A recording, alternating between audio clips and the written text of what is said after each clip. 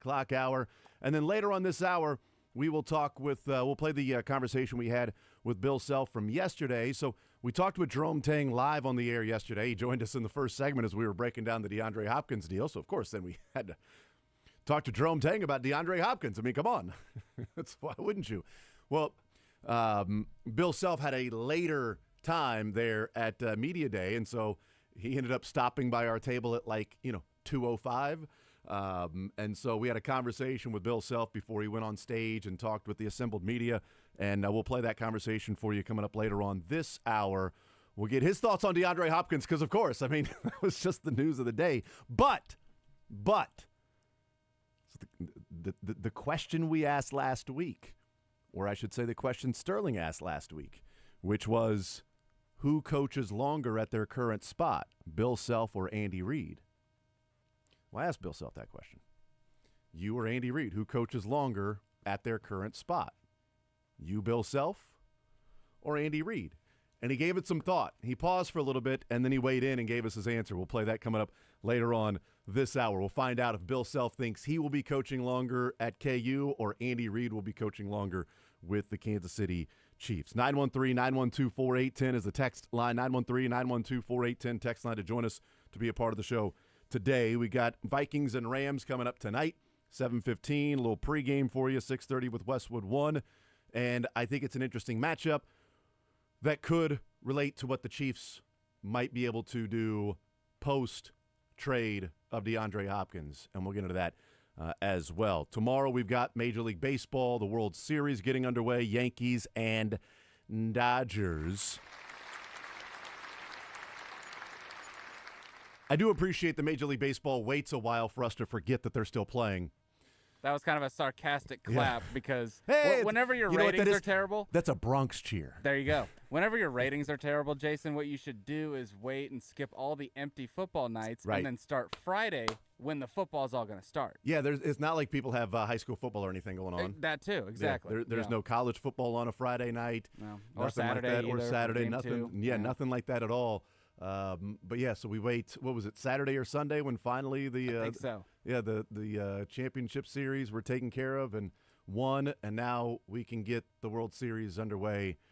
Only about 6 days later. It's not that big of a deal. It's only 6 days. So baseball did a great job of letting us forget that they were still playing, and now we get to watch them tomorrow night. But we'll have that for you right here on Sports Radio 810 WHB if you're going to be driving around. At high school football games and stuff like. Hey, I'm going to be watching. It's not our fault that Major League Baseball waited, but we've got it for you right here on Sports Radio 810. If you're going to be rooting for the Dodgers or just simply rooting against the Yankees, whichever one you prefer, rooting for the Dodgers or against the Yankees, then we're on the same page, folks. Odd. Boy, the hate of the Yankees has me rooting for the Dodgers. Like, how does that happen, But I don't know. St. John nailed it, though, by the way. When yes, Fernando passing away. Yep. Dodgers are winning this one. Oh, I agree. Fernando Valenzuela. Game 1 there as well. They're going to have an amazing ceremony for it. To the mound, Fernando Valenzuela. All right, 913-912-4810 is the text line. Let's put a bow on this. Let's put this to bed. We talked about it earlier this week with the fake controversy of the fake step out of bounds and tweeted about it. And I do believe there is this longing for people to find something to not like about Mahomes. And so, they look at that Buffalo game at the end where everything boiled over with the Kadarius Toney offsides, in which he was offsides and the flag was a legit penalty. Whether they call it or not, it was a legit penalty. It's the same thing with in the Super Bowl with was it Bradbury or it was Bradbury that even after the game said, yeah, I held him, but I just didn't think they were going to call it. Like so people that are arguing, is that a hold? It was a hold. Well, should they call it in that moment? Had they called it that game? It was a hold. Didn't you use the LeBron example that very season of the Tatum when he just completely hacked him and the refs swallowed the whistle? Yeah, and then he went ballistic. Yeah, and it's a foul. It's a foul, and it was a hold. And the same thing with Kadarius Toney. The Chiefs were arguing, well, they don't usually call that. Well, still line up off sides. They did call it there. So people use that post-game sort of tantrum by Mahomes. He was mad. He was pissed. It was all bubbling over. We talked about that. They use that constantly for Mahomes as to why they don't like him or why, what people think of Mahomes might be wrong or people that like Mahomes, whatever. It's Brady throwing tablets. Yeah, that's right. It's and by the way, I joined in on that. So same. I did too. I understand where it comes from. But with this one, I think they're searching, so they're creating this. They're making it a fake step out of bounds that Mahomes is cheating. He's using look, Mahomes is somebody's going to smash his face in one day and all of that stuff, right? So I tweeted about it, and the typical responses of that, positivity. Yeah, right. That mostly anybody outside of the area is saying it's obvious that he was fake stepping out of bounds. Well, I saw that you were from Kansas City, so I just ignored it. Of course, this person had a Brady profile picture. I'm like, okay, thanks, guy. Yeah, because clearly I'm the one with the bias, which is the great irony of like, well, you're biased, so I'm gonna, but you're not. So you're presenting the legit reality, and I'm presenting the bias. Whatever. I'm presenting what the video shows, and so we talked about that. And I tweeted about it, that people are ignoring Kareem Hunt's block. And this has become a fake controversy because Mahomes is so good. He's won 3 Super Bowls, and the worm has turned. He's gone from being somebody that people appreciated and liked and enjoyed and was entertained by, to now you root against, you hate, you hope he fails. And apparently people hoping that he gets his face smashed in. Face masks apparently don't work anymore. I'm not sure. But, thrown into the Gatorade table or whatever. They root for those things now because they can't root against him on the actual field because he's out there winning. And so this, to me, was a creation.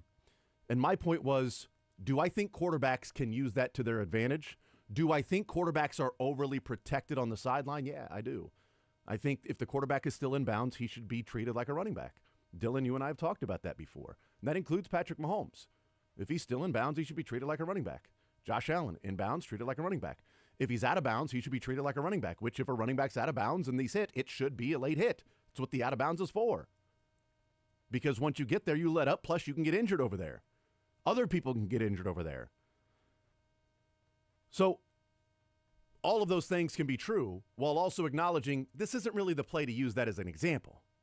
There may be a play in the future this week where Mahomes might fake somebody out and then, act like he's going out of bounds. And then I will say, yes, this absolutely looks like he's using it to his advantage. This is just not the play to do that. So let's put this to rest as we hear from Travis Kelce in New Heights. This came out yesterday. And he weighs in on, it starts with Jason Kelce, but Jason Kelce, along with, I think, a lot of other people that just simply looked at it, saw what it looked like, and didn't really look close enough to see what else might be going on, and just said, he's doing this. And Travis Kelce offers pushback. We'll hear from Mahomes from yesterday as well. But here's Travis Kelce, Jason Kelce on New Heights, as we just sort of put this behind us and move on. 33-yard scamper along the sideline at the end of the third quarter, which, if we're being honest, he kind of used his quarterbackness to his advantage there. Man, get out of here. You watch it again. That Kareem pushes the guy out of bounds. All right. Watch it again. Easy. The guy, Kareem is literally over there in the flat. All right. Gets away from him. Kareem sees 53, pushes him. Touché. He loses balance. Okay, and then gets in the way of 90. Touché. I'm not trying to hear this, man. I'm saying touche. I'm sorry, I didn't see the push. I hear what everybody's saying. Some quarterbacks definitely take advantage of that. I think Pat has been pretty solid with if he's getting out of bounds, he's doing it because he can't get any more yards with his legs. He's not going to try and trick a guy of going out of bounds and then do it. It's like the old fake slide. I just don't see Pat doing it. Yeah. Well, I think you're right. He definitely was pushed. He never looked like he was running out of bounds. He was running towards the sideline. Yeah. The other guy slowed down, but that was more because they thought that he was going to get forced out. I think you're right. I think it's a good point out, Trev. Credit to Jason Kelce that, you know what, I didn't see the push. I didn't see him, go to the sideline and Kareem Hunt react that way. All right, good call. You know what, touche. Also, I love Jason Kelce that clearly knows Travis. Okay, all right, okay. Touche. All right, okay, touche. All right, I see it now. Travis, But I appreciate Travis, one, listening to the show and following me on Twitter. That's great, because what he offered up is what I had been talking about too often with dummies that respond and don't actually see what happens on the video. And then when presented with what happened on the video, simply ignore it. Here is Patrick Mahomes yesterday asked the same thing about the fake controversy and if he was faking like he was going to go out of bounds to pick up an extra 25 yards.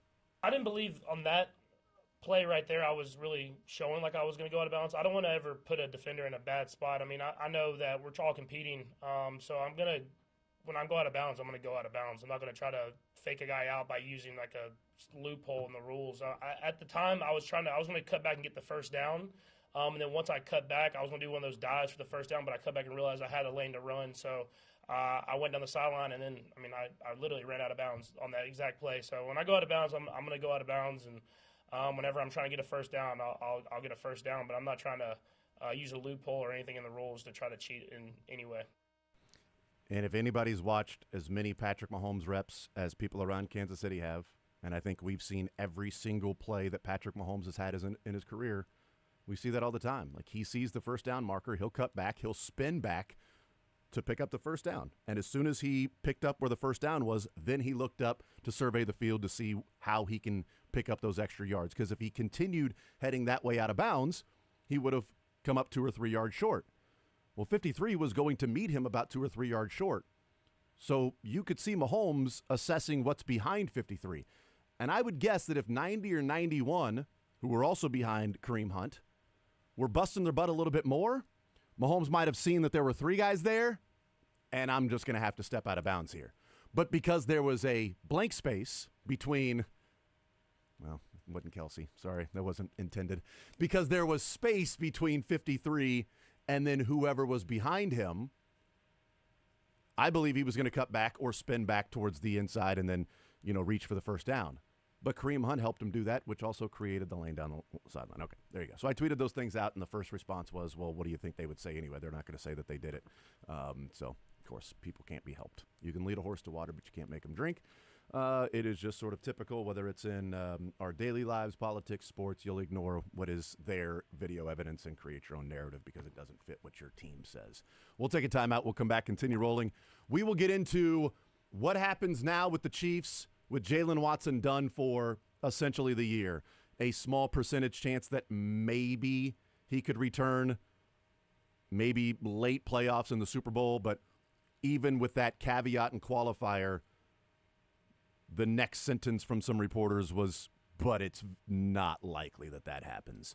So Jalen Watson out for the year. Even if that happens, what do they do the rest of the way in these last 11 games? Who steps up in the meantime? Unless they go and trade for somebody, but who they have right now, who steps up. What did we see in the game against the 49ers when Jalen Watson left?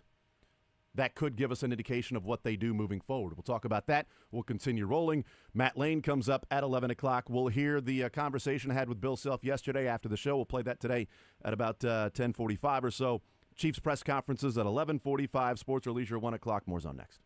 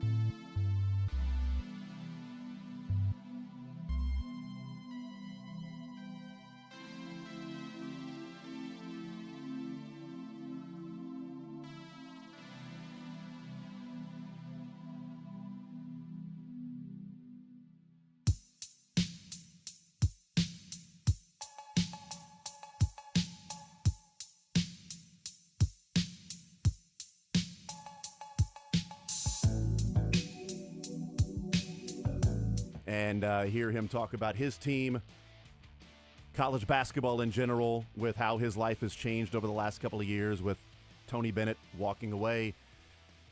We'll hear him weigh in on DeAndre Hopkins and also talk about who coaches longer at their current spot, him or Andy Reid. He answers that question. He actually paused for a little bit and gave it some thought. Oh. Gave a pretty good answer. He was like, he was really thinking about it. He was like, wow, this is a good question. It's both. It's both. Yes, they both coach forever at their current spot. All right, Dylan, we have breaking news. Breaking news in the NFL. There is a trade that has gone down. The Chiefs have traded for DeAndre Hopkins from the Tennessee Titans. It is now official. All of the talk the last day or two doesn't matter because all of that was just conjecture. It was speculation really. and hypotheticals. Yeah. If this were to happen, and now it's official, the Chiefs 2 minutes ago saying officially official, even though the NFL tweeted it out yesterday, the Chiefs tweeting it out now. Welcome to Chiefs Kingdom, DeAndre Hopkins, officially official. Andy Reid has now a statement that they put out on Twitter for the Chiefs. Here's Andy Reid weighing in on DeAndre Hopkins. I know nothing. Still not willing to talk about it. Okay, very good. Maybe tomorrow on a Fast Friday we'll hear from Andy Reid. Maybe he'll ask the question that Todd Lebo asked him of what kind of player is DeAndre Hopkins? It's a great question by Lebo. I know it's not official, but what kind of player is DeAndre Hopkins? I know nothing. It's like, is it Harbaugh who, when there's an injury, he's like, I don't know injuries. I don't. I'm not a doctor. I'm not a is doctor. What his response is. What's a leg? Well, I don't know what a leg is. Are you talking about a chicken leg? Are you talking about what kind of leg are you talking about? A frog leg? I don't know my left from the right, so I can't even tell you what side it's on. I know nothing. Beautiful leg lamp. It's a major award. Oh yeah. What kind of leg we talking about? So it is officially official. The Chiefs tweeting out, DeAndre Hopkins is a Kansas City Chief. I'm assuming that it'll be officially official with the fifth rounder that will conditionalize to a fourth with playing time and also playing in the Super Bowl. So here's to hoping that the Chiefs send a fourth rounder to the Titans next year.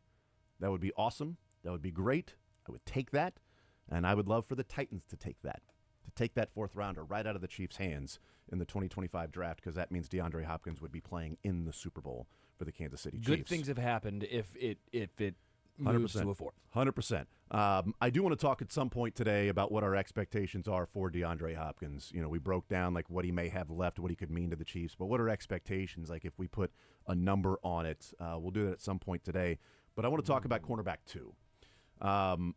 And what do the Chiefs do moving forward now without Jalen Watson? We know he's going to be out for the season, even if there's a slight, slim, minuscule chance of him returning late in the playoffs or the Super Bowl. If they get there, it means at least the next 11 games and the playoffs, he ain't going to be on the field for the Chiefs. So what do they do moving forward? And I'm interested to hear what Spags has to say about this coming up a little over an hour from now, because their first option after Jalen Watson has been Najee Johnson. That's the guy they've gone to when Jalen Watson has been out of the game since week 1. Because week 1, it was Joshua Williams. Because if you look at the percentage of reps, Jalen Watson throughout the season, here's Jalen Watson's percentage of playing time from week 1 to week 6, or game 1 to game 6. 96, 95, 93, 100, 100, 59. Getting injured. Here's Joshua Williams.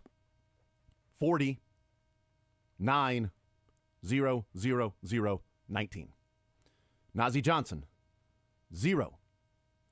34, 43, 30, 38, 33. He's been pretty consistent, and even with Jalen Watson going out, his numbers still remained roughly the same in the mid to low 30s. One game there that was in the 40s. That was game 3 against the Chargers, or against the Falcons. No, that was against the Chargers. No, that was against the Falcons. Because game 4 is when Rashee Rice got injured, right? Rashee Rice played 3 weeks against the Falcons. Yeah. And game 4 was the Chargers. I keep flipping the Falcons and the Chargers, but the Falcons was the first road game. So Najee Johnson had 43% snaps. That was his season high. but he's been roughly the same. But Joshua Williams, there's a clear drop-off. 40% in week 1. That was the guy they were going with. 9% in week 2. And then 0, 0, 0. And then he played almost 20% in the game. Not special teams reps. These are just defensive reps. But what was interesting to me is what happened when Jalen Watson went down.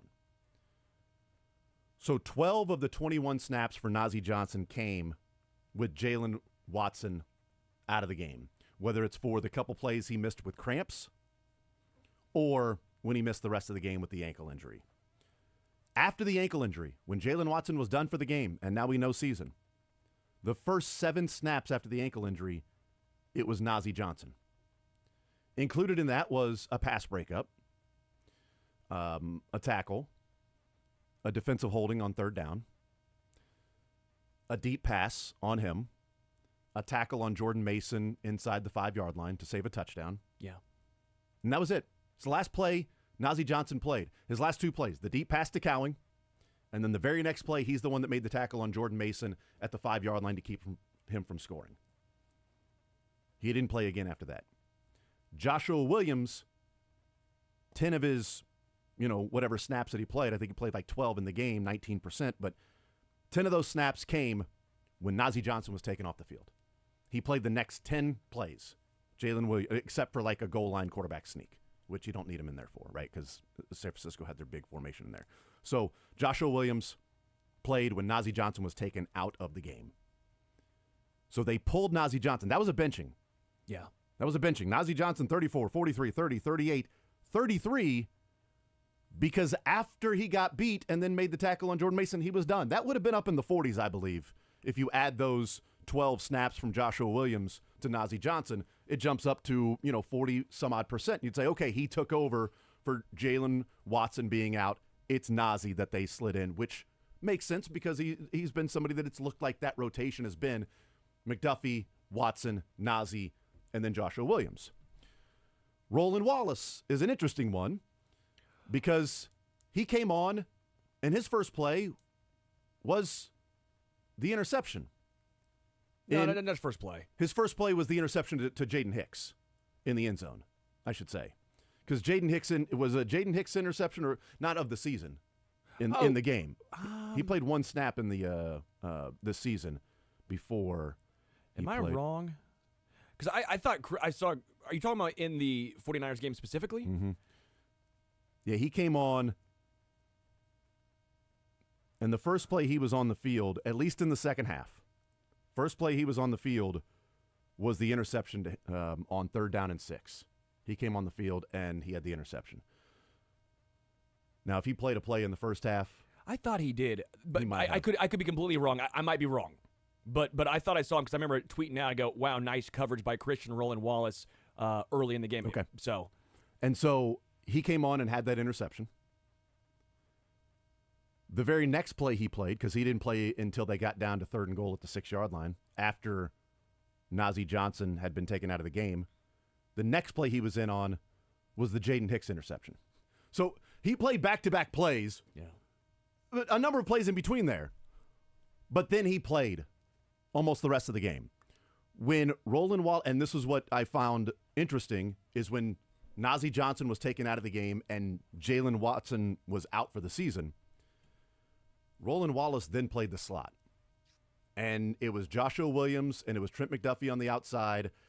And now maybe because they were just passing, that they wanted to keep 3 safeties on the field. Sure. With Reed, Cook, and Connor sort of roaming. But Roland Wallace was in the slot the whole time. Every play he was out there was in the slot. Oh, I got some numbers pulled up. Oh, you do? Okay. Some fun with numbers, Yeah. I think, in a second. So he was there in the slot, all 9 of those. After Jalen Watson got injured, he played 9 snaps.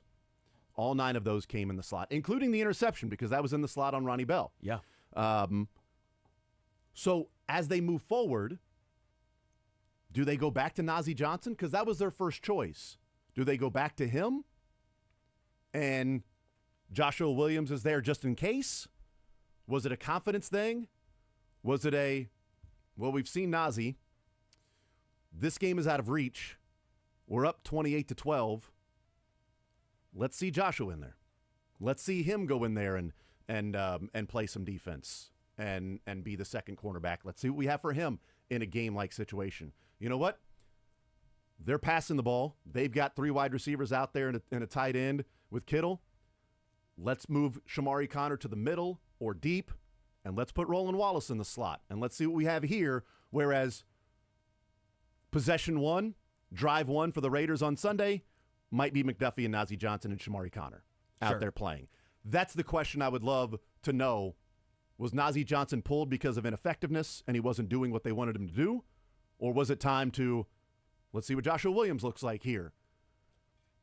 I'm going to guess that it's not the let's see what Joshua Williams does here, because if Jalen Watson's out for the season and Najee Johnson's going to be your cornerback, then you want him getting all the reps he can. Agreed. That to me was he was benched. Yes. So there's some interesting, I think, trends, and this is going to, I think, go all in with encompassing with Jalen Watson and how they figured this out. So Shamari Connor has played the majority of his snaps this year in that kind of nickel slot corner role. Yeah. That's been his for the most part. Yeah.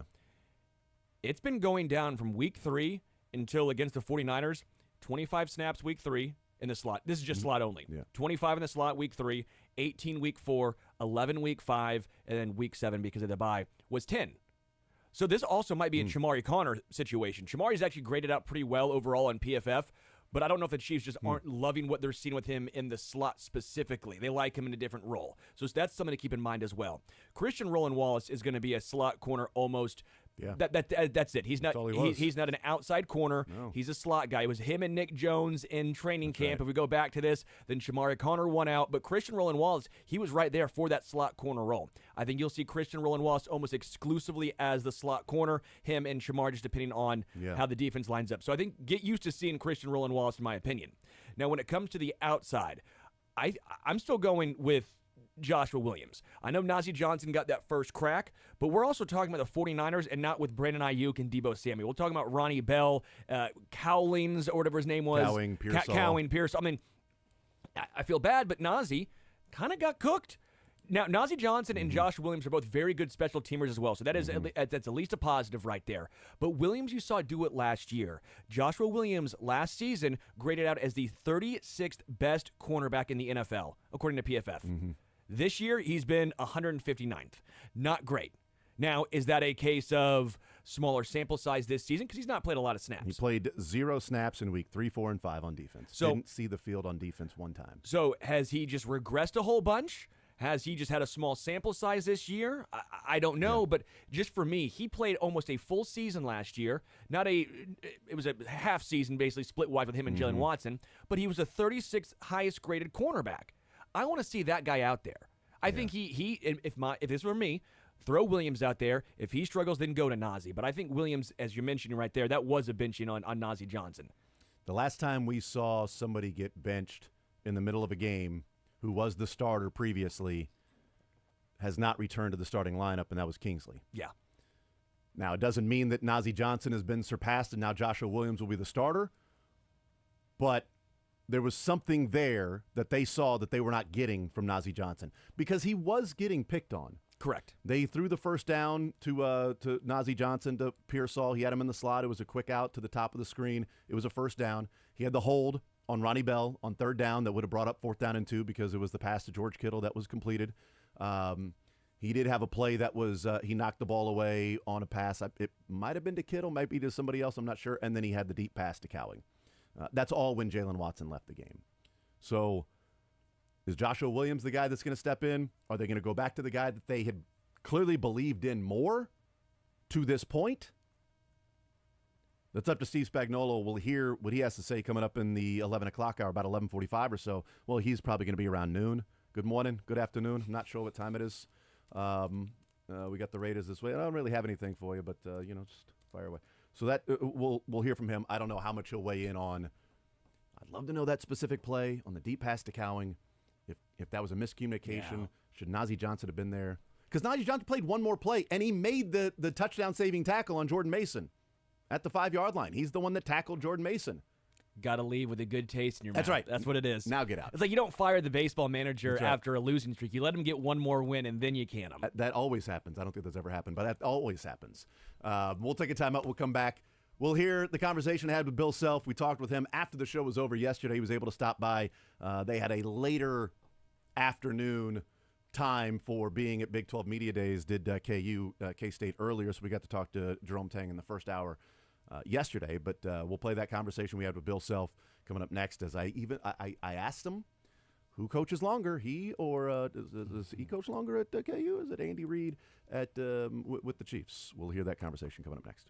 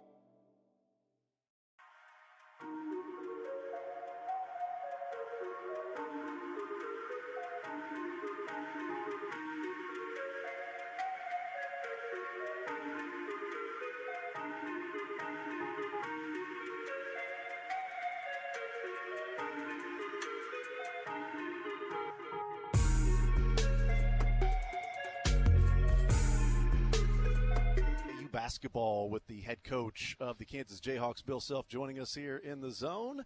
How are you, sir? I'm doing great. How are you guys? We are doing fine. You should be good. Royals had a great year, and the Chiefs are rolling. I mean, it's been pretty good around here. Get DeAndre Hopkins, I didn't. I heard that just happened this morning. Yeah, it happened today. Yeah, this morning. That's not a bad deal. Yeah, wake up to that news is not bad. They can put a value on Patrick, and whatever value it is, it's not enough because guys wake up wanting to. I guess play with the guy. That's right. It's great. Yeah. It's great. I mean, you go from a guy that's not really able to throw you the ball to Patrick Mahomes. That's not a bad way to wake up in life. Bill Self is our guest. You guys wake up as the number one team in the land preseason, whether you care about that or not. I don't. I didn't think you did, but do you keep that from the play? Like, how do you handle that with the players? Because they see it, they know it, they know what's going on. You know what? We haven't really talked. I think I brought it up one day during a crap practice. If this is what the number one team looks like, oh my God, we're in for a long year. But it's the best way to use it. But the reality of it is it doesn't mean anything. But I do think we have a good roster. But whether or not that roster plays to its talent level and fits, the pieces fit, remain to be seen. But it's going to be a deeper team than we've had. Yeah. Is that the lesson from last year that you learned? I mean, I know that some people heard your comments about, we've been focusing on the next year and thought that was. We're focusing on next year right now. Well, and that was one of the things I talked about too. I'm like, right now he's not saying he's not caring about this game. You think that right now there's any chance that any staff in America isn't spending 3 hours a day or 4 hours a day talking about next year's team? With recruiting and with your budget and all the different things going on. So we're doing it, and I think that makes for the busiest time that I think I've ever been as a coach, because you still have all the other things that you do. Now you have that on top of playing general manager and trying to navigate and manage and all that stuff. And so that statement I made, whether I was frustrated when I made it or not, I don't really think I was, as far as the point was that's everyday talk. Yeah. We're thinking about next year. But the reality of it is, on this particular year's team, I mean, surely you can do both, but on this particular year's team, we are a deeper team. And to your point, what did we learn from last year's team is, we need to have more bullets, so to speak, or more arrows. Last year, if we missed our target, we didn't have anything behind it to replace it. Where this year, it doesn't put as much pressure on a negative thing occurring, because I still think we can still continue to move forward. Yeah, I mean, if you've got like 6 or 7 guys you feel are pretty good, if you don't get injured, hey, you feel like you've got guys that can go a long way, but an injury happens here. Obviously, McCullough, that was a tough one. McCullough, and then we had the off-the-court incident. Yeah. Then you had NCAA taking 2. Yeah. That puts you at 9 right there before you even, really, have a chance. And that means you're going to play 2 kids that you thought you could redshirt and different things. Yeah. And so it probably wasn't the best scenario for us, but last year's team wasn't a bad team. I don't care what anybody says. It wasn't a bad team. It was a terrible ending to a decent year. Yeah. But when that team was together and played well, we were pretty good, but we just weren't good whenever we got depleted. Bill Self is our guest. What's been the biggest difference for you day-to-day life with the new age in college athletics with NIL and transfer portal? What's been the biggest change for you? I would say seem like I'm more busy. Probably the biggest change. Recruiting is different. Recruiting still can be about relationships to a point, but the bottom line is you're either going to be in the game or not, depending on, what you can do and what the respective recruit and his people are thinking. It's the relationships with agents is different, even though you always want to have good relationship with agents, but the agents are actually representing all the kids. And then, they're actually representing one of your own players now, so they know exactly what your numbers are. So you know, so the comparisons are easier. Or they're representing two kids that you're recruiting, and if you offer or talk less money to one than you do the other, you're going to eliminate yourself or whatever. So it's just a different world, and getting a feel for that. I don't think it's terrible. I think it will level off over time. I don't think it's great right now, but I do also think it's kind of re-energized me because it's new and it's a re-energize. It's not like a frustration. I guess it could be both. I think it's both, but I have been re-energized. The fact because I'm in a world that I don't know and I have to get to know it. So it's been kind of fun in that way. All right, we got to let you go because I know you're busy. We've talked about this on the air a couple times, but who coaches longer at their current spot, you or Andy Reid? Well, if I had Patrick and he didn't run out of eligibility, I would say me. But since he has unlimited eligibility now, I think Andy's going to go for a while. Okay, all right. There you go. Bill Self joining us here on Sports Radio 810 WHB.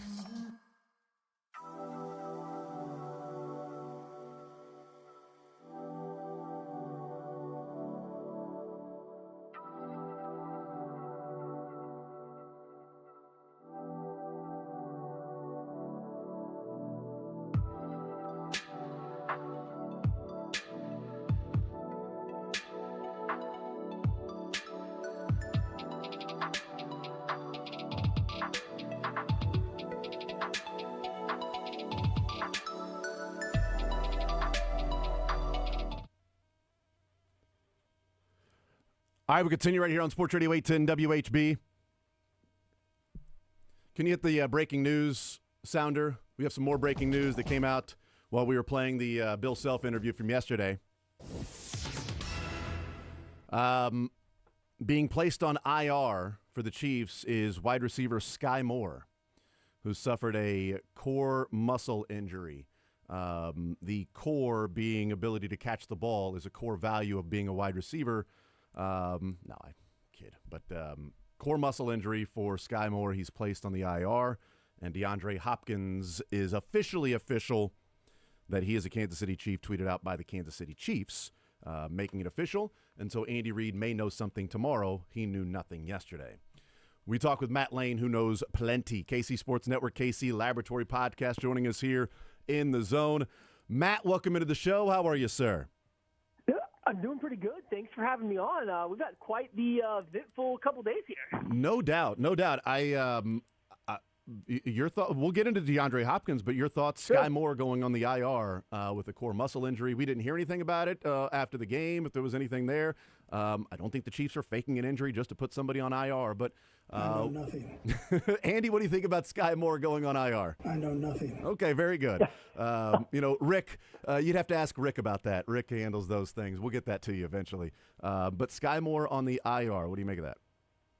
I didn't know that hands were part of the core muscle group. I understand it's an umbrella term. I think everyone's going to get their jokes off about how Sky Moore's played. But at the end of the day, we don't know where the injury came from. This could be something he's been playing with, and he's just been, able to play through it. There could have been something that happened during practice, after practice, yesterday, whatever it may be, right? However it got here. You said that you don't think the Chiefs are faking an injury or upselling an injury necessarily to put someone on IR, and I would agree because if you look at how they use Sky Moore, and I am in no way, shape, or form trying to justify snaps or say there needs to be more, but the things that Sky Moore does for this team is they ask him to block quite a bit, and they ask him to eat a lot of snaps because he always kind of knows where to align. For all the talk we do about Andy Reid's playbook and how complicated it is, everything they've ever said is Sky Moore kind of knows it. He knows all the positions, and I do think you see that. They put him out there, and he aligns in all these different spots, so he seems to know where to be on the field. I'm not saying it's important or that they are necessarily going to miss it. I just don't know how when you only have 4 active wide receivers right now and the only guys you can replace him with are practice squad players who haven't really shown the ability to block or to know where to align. I don't know what your answer is at this point in time because he does kind of serve a role, albeit one mostly in jest, but he does serve a role for the team. They do ask him to do stuff that I don't think they have an easy way to replace right now. Yeah, so it's interesting because I didn't know about the Sky Moore injury, but I was told a couple of days ago that Justin Ross was going to be activated from the IR. I thought, maybe that was just simply for the Juju Smith-Schuster injury, and then they traded for DeAndre Hopkins. And I'm like, okay, well, maybe that's not the case anymore. Maybe that was pre-DeAndre Hopkins trade that they were going to activate Justin Ross. But maybe they activate Justin Ross because there was a Sky Moore injury, and maybe that was more of what it was alluded to. It wasn't they're activating Justin Ross because of this. It was just, hey, man, just letting you know Justin Ross is going to be activated. They have 4 receivers right now on their roster. Xavier Worthy, Justin Watson, McCole Hardman, and DeAndre Hopkins, who has been on the team for 3 hours now, roughly.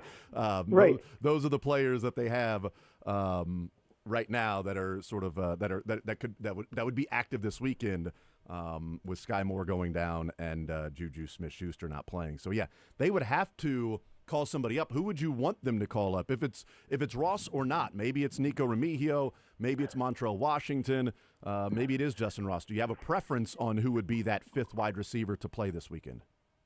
I think not particularly. I think from what we've seen, all these guys, have had spurts of, I think, they have had issues with, it seems like, the effort or the ability to block guys. They've had issues figuring out where to line up to the point where other receivers have had to point it out to them and stuff like that. It's like, I don't know if it particularly matters.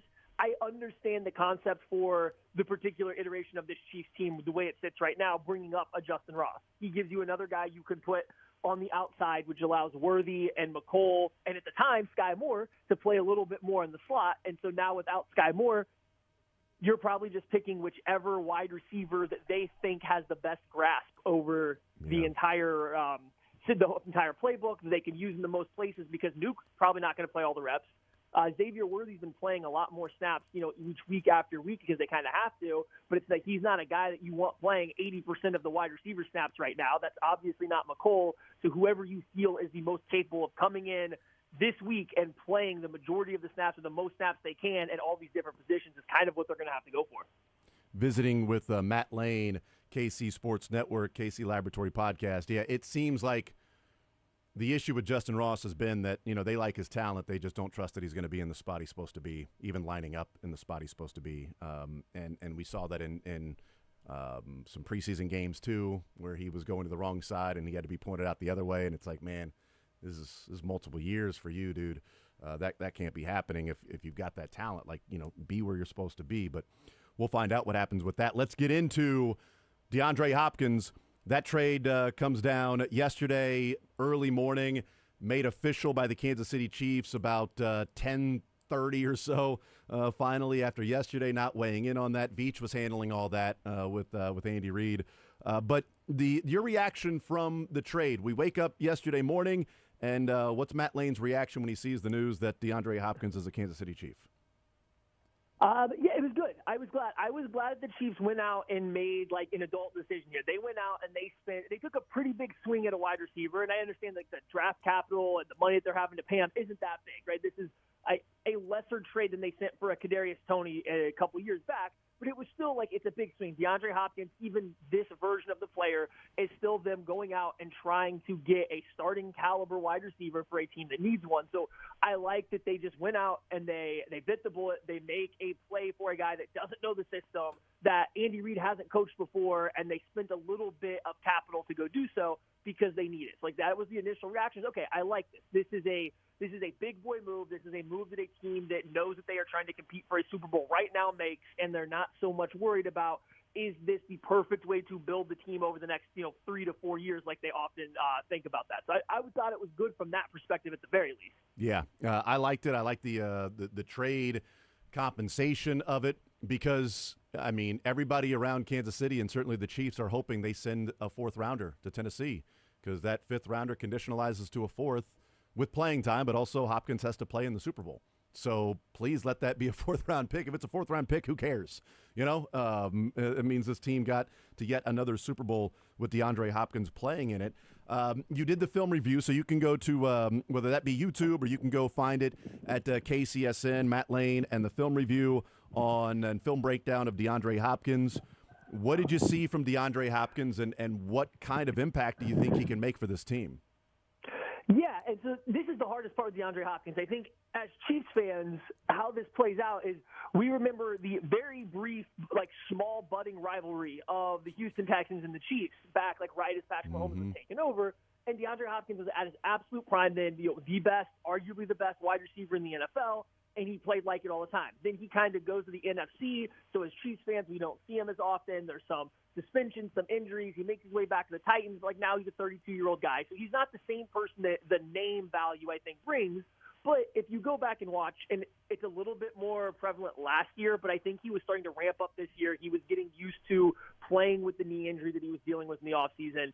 He can still play. He's not the same guy he once was, but he can still play. And I think specifically for the Chiefs, he gives you a reliable guy to beat zone coverage, a guy that can reliably beat press coverage. These are two things that they just don't have, especially without Juju Smith-Schuster, that they just don't have right now. So while he might not be this, star number one wide receiver that every team is going to get. He's still a guy that gives you reliability, this consistency that they don't currently have on the wide receiver room.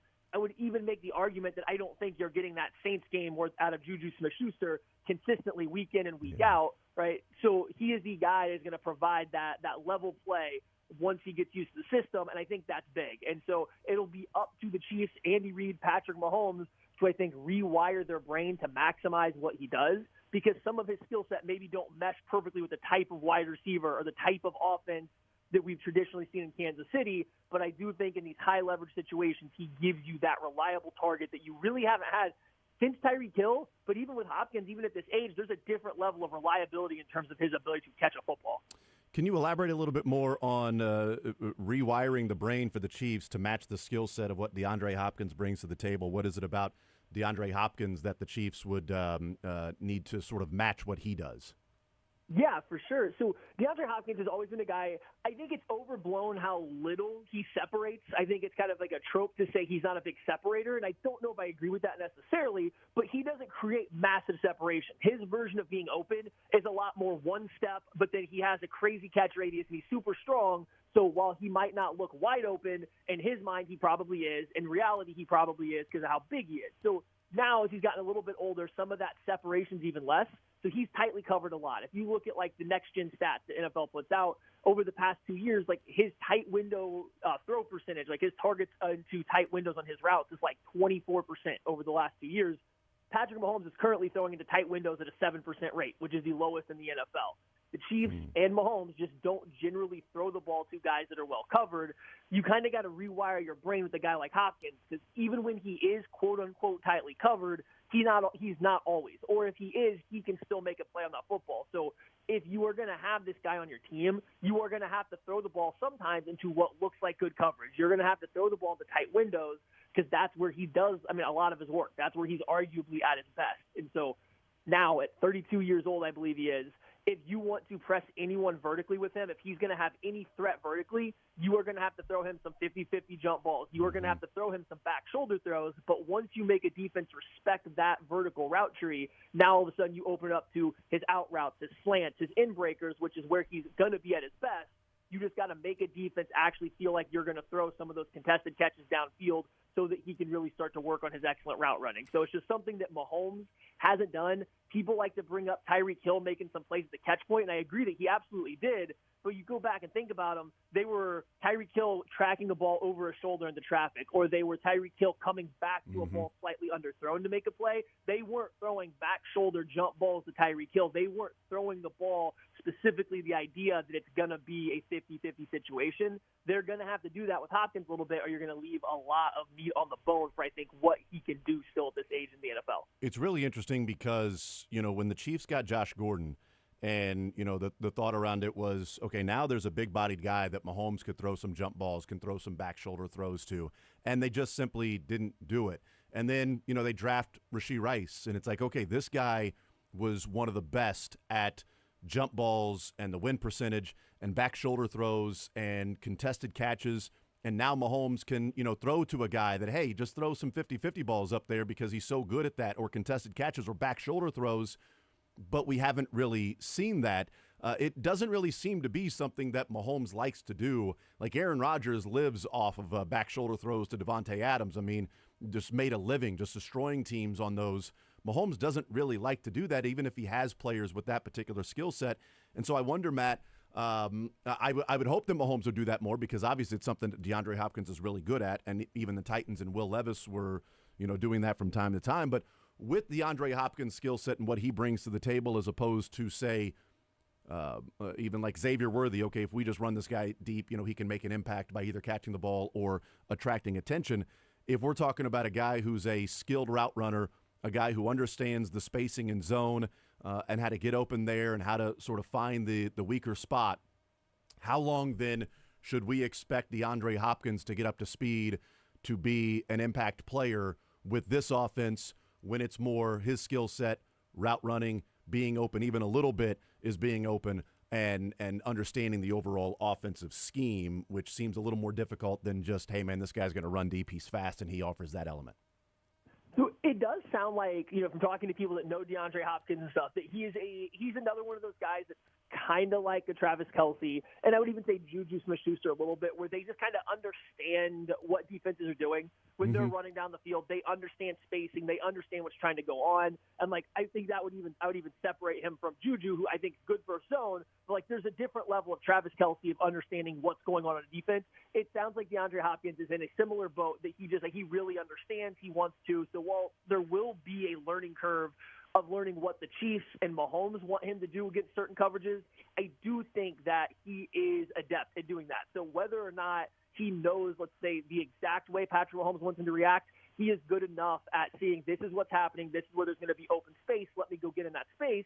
And as we kind of mentioned previously, Mahomes is really good at throwing to guys once they are open. That's kind of what he's doing this year. Is he's holding the ball a second longer. He's waiting a little bit. He's creating just an extra little bit of space so that he can see somebody open to deliver a quote unquote safer pass. So I do think it won't take that long for those two and those kind of situations to start to gel. The bigger question for me is, what some of these contested catches, some of these trying to push the ball, whether it's downfield or just throwing some red zone targets towards Hopkins, how does Patrick Mahomes do putting the ball where he wants it? Because we haven't seen him throw that. We haven't seen Mahomes throw a lot of jump balls. We haven't seen him throw a lot of back shoulders. I wonder if the adjustment is just as much DeAndre Hopkins getting up to speed as it is Patrick Mahomes learning where to throw the ball, where Hopkins likes the ball to be thrown. How well can he put it there, just because he hasn't really had to do that much with the Chiefs, or even going back to Texas Tech. That wasn't something they frequently did. So I do think it'll take a while. I wouldn't expect Hopkins to come in, within this first month and blow the doors off anything. I do think, though, in the red zone or on third downs, even starting as early as this week, but at least, by the next game, you might start to see a couple plays designed on those high leverage situations for Hopkins to be the main read and give him a chance to win. You might see them give him some opportunities in tight windows in the red zone, or on 3rd and 8 when they don't think Mahomes is going to be able to scramble for it, or when Travis Kelce isn't getting open. Those are, I kind of think, the areas where you'll see his impact come first. And that might only be once or twice in a game, but I think that's where it'll first start to show that they acquired him. I'll be fascinated to see this weekend, watching the plays and how many plays DeAndre Hopkins is in for. How many of those are pass plays, because you don't want to just have it tell that Hopkins is on the field, we're going to throw the ball. How many of those are pass plays, and how many of those Mahomes looks for Hopkins and throws him the ball specifically, that he's out here, I'm going to throw him the ball. We'll see on Sunday afternoon against the Raiders if that's the case.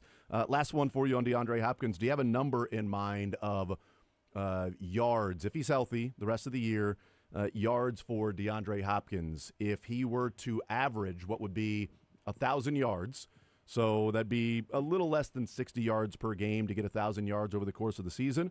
So that would be 650, something like that, 660 the rest of the way, which would come out to what would average of 1,000 over the course of the season. Is he that type of impact to where over these last 11 games he could be at 600-plus receiving yards?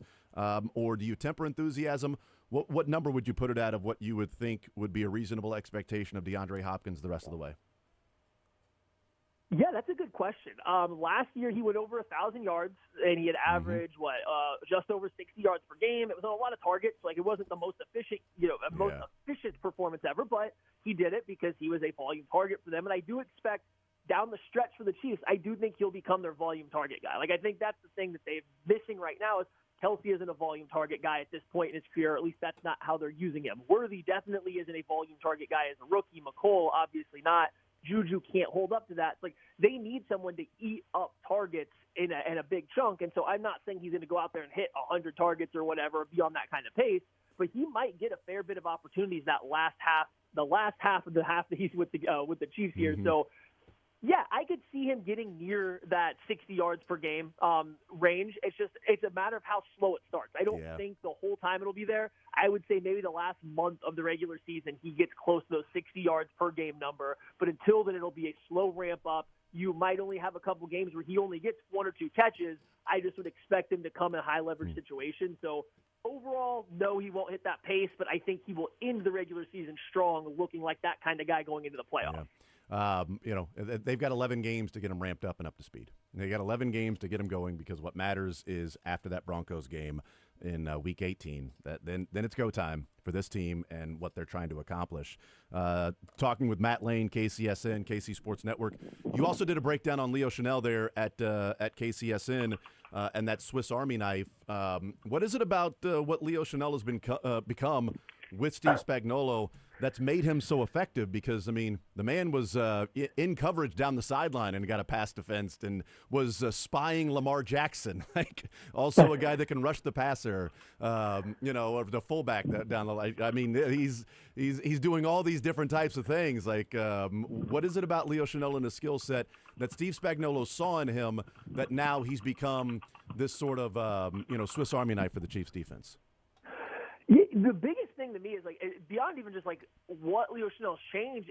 He has turned the biggest weakness of a Steve Spagnuolo defense, their ability to play in base personnel, into arguably their biggest strength, right? And years past, this is how you got after Steve Spagnuolo. We can go back to the Tampa Bay Super Bowl, right? Obviously there was all the offensive issues, but defensively they couldn't get stops because the Tampa Bay just got them stuck in base personnel and ran the ball. And when they didn't run it, they were going into play action passing and attacking these linebackers over and over again. And so a lot's changed since then. But I think the biggest part this year, it's gone from this base personnel being the Achilles heel of the defense to now it might be the best part about them is when you get these teams that want to live in heavy personnel and base their game around a rushing attack and then finding play action over the top, Leo Chanel is just completely destroying their run game, especially teams that like to go with outside zone or they like to pull a lot of guards on power runs or counter runs.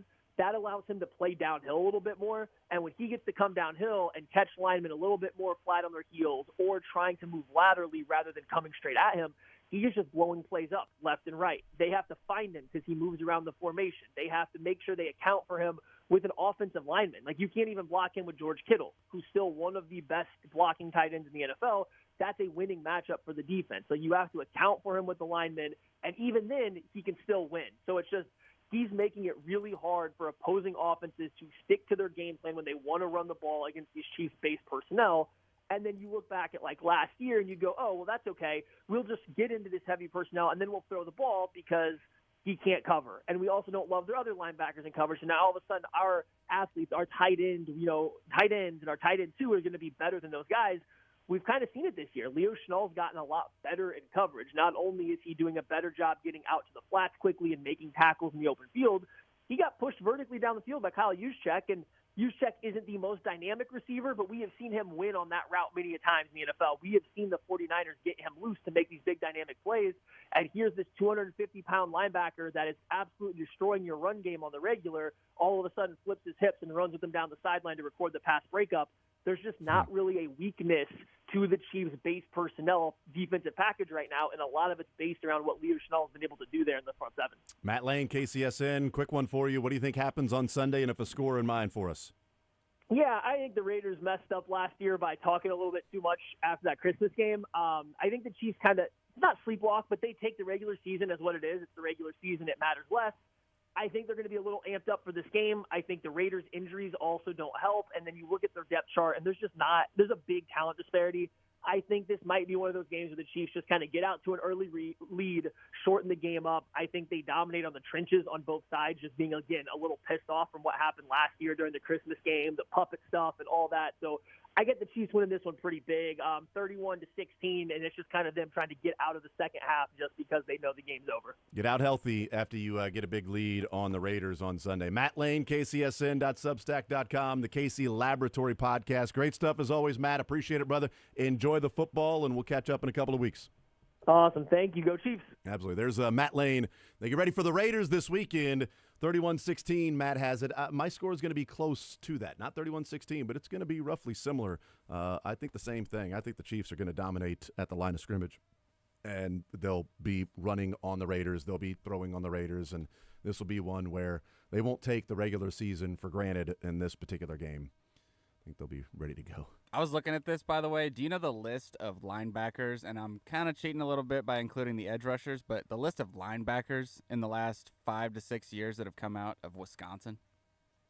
Oh, well, yeah. I mean, it's Van Ginkel, Nick Herbig, T.J. Watt, Zach Bond, Joe Schobert, and then Leo Chanel. Yeah. So it's kind of a linebacker U that's to turn it into. It's been pretty good, man. It's like the tight ends at Iowa, you know, Right. the linebackers and edge rushers and outside linebackers for Wisconsin. We will take a timeout. We'll come back, continue rolling.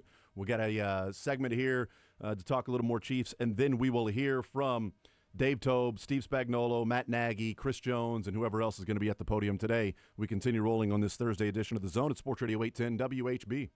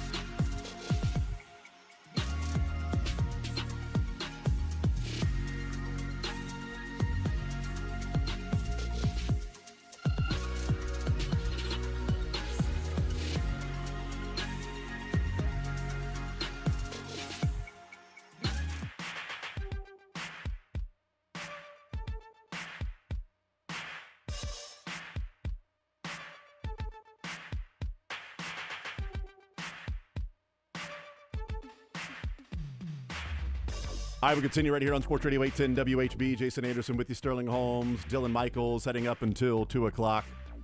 We'll hear from Dave Tobe. We'll hear from Steve Spagnuolo, Matt Nagy, Chris Jones, and Noah Gray. We'll be at the podium today. 1 o'clock hour, we've got some sports or leisure coming your way. Talk a little World Series, talk a little Chiefs and Raiders. Part of the categories for sports or leisure later on in the show. 913-912-4810 is the text line.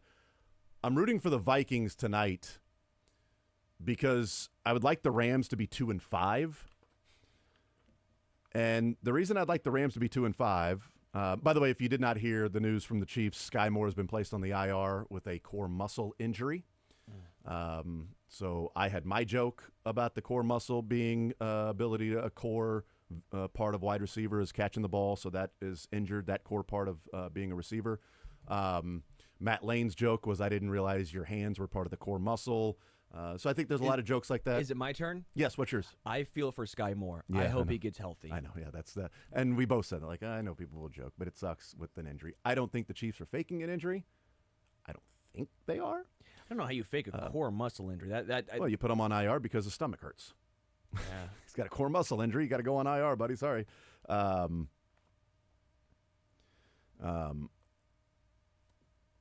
maybe Noah to – oh, they're trying to get okay, so here we go. It looks like it'll be Chris Jones and DeAndre Hopkins today. Ooh. Noah Gray tomorrow. DeAndre Hopkins today. So can we ask Andy Reid real quick if DeAndre Hopkins is in the building and maybe is going to practice today? Andy, is DeAndre Hopkins there? I know nothing. Okay, well, Brad is saying the Chiefs are saying that DeAndre Hopkins is going to talk today. I know nothing. Okay, all right. Well, we'll see. What's your best impression of Sterling Holmes, Andy? I know nothing. Nailed it. Nailed it. Sorry. So we'll hear from DeAndre Hopkins, Chris Jones. Listen. I feel like we're going to get happy Chris Jones sack. today because with DeAndre Hopkins, I feel like we're going to get fun Chris Jones I today. hope, man. Listen, I want that sack. Listen. But it's Pat Vick. Pat Vick out running like that. Listen. So that's coming up today about 11:45 or so. But I want the Rams to lose, so they're 2-5, because if they are entertaining the offers of Cooper Kupp, then there's no reason for them to keep Demarcus Robinson. And I don't think the Chiefs should necessarily be done with making moves for this season because they got DeAndre Hopkins. Sky Moore on the IR. They've got 4 players right now, 4 wide receivers that are on the roster. Xavier Worthy, Justin Watson, Mecole Hardman, DeAndre Hopkins. There's your 4. The guy's been here 5 minutes is your 4th on the roster. So they'll clearly call somebody up. I was told earlier in the week that it was going to be Justin Ross. Then they traded for DeAndre Hopkins. Haven't heard anything since. So if Sky Moore goes down, does that mean it's Nico Remigio called up? Like, they can call up 2 guys if they want to, but probably go with 5 wide receivers against the Raiders. So who's the player that they call up for Sky Moore that they activate? Well, especially when you're rocking 4 tight ends. Yeah, for sure. For sure. If you got just those 4 tight ends. So I'd like the Rams to lose because then they would be 2-5. If they win, they're still in contention to win the West. They're 3-4 if they win the game. Like, it can be. The NFC West is the Cardinals right now have a good chance. But I mean, we've heard already Matt Stafford being shopped.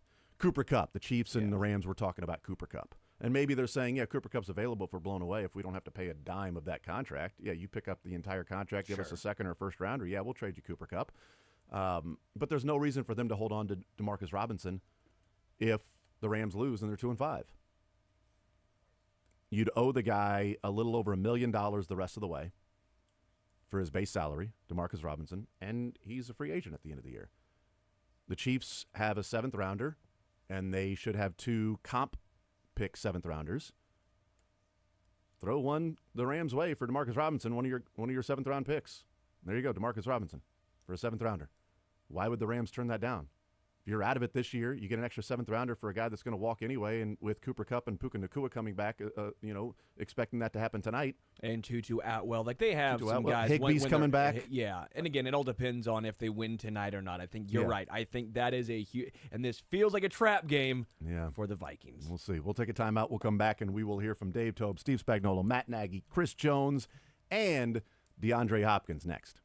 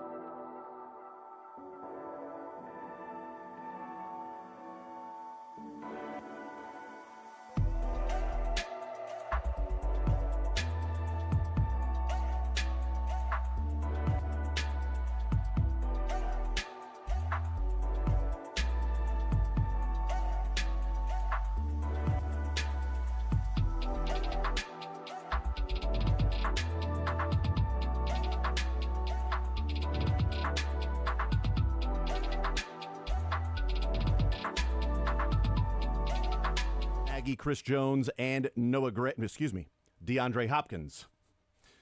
Noah Gray listed originally to talk today, but Noah Gray got bumped for DeAndre Hopkins. Noah Gray will talk tomorrow, they think. So we will hear from the newest chief, DeAndre Hopkins, and Braden Gall yesterday, who's covered DeAndre Hopkins for a couple of years there in Tennessee. He's our college football insider, but he works in the media in Tennessee and covers the Titans. Said DeAndre was one of his favorite players to cover, a really interesting guy. And so I'm looking forward to hearing DeAndre Hopkins talk to the media, quite frankly, for the first time. I've never really paid attention or cared of DeAndre Hopkins talking to the media before. Never, I guess, can remember anything that would have been controversial or worthy enough to play here on the air, like anything, talking smack or anything like that. But looking forward to hearing DeAndre Hopkins talk about what the last 24, 48 hours have been like for him, and how much did he think that, a move was going to be made this week. Because from all indications, at least from Ian Rappaport, that on Tuesday night, around 11 o'clock or midnight, they started just sort of hypotheticals. Well, what about this? What about that? And by 5 o'clock in the morning, it was done. So were they conversing before that and just, hey, let's keep an open line of communication?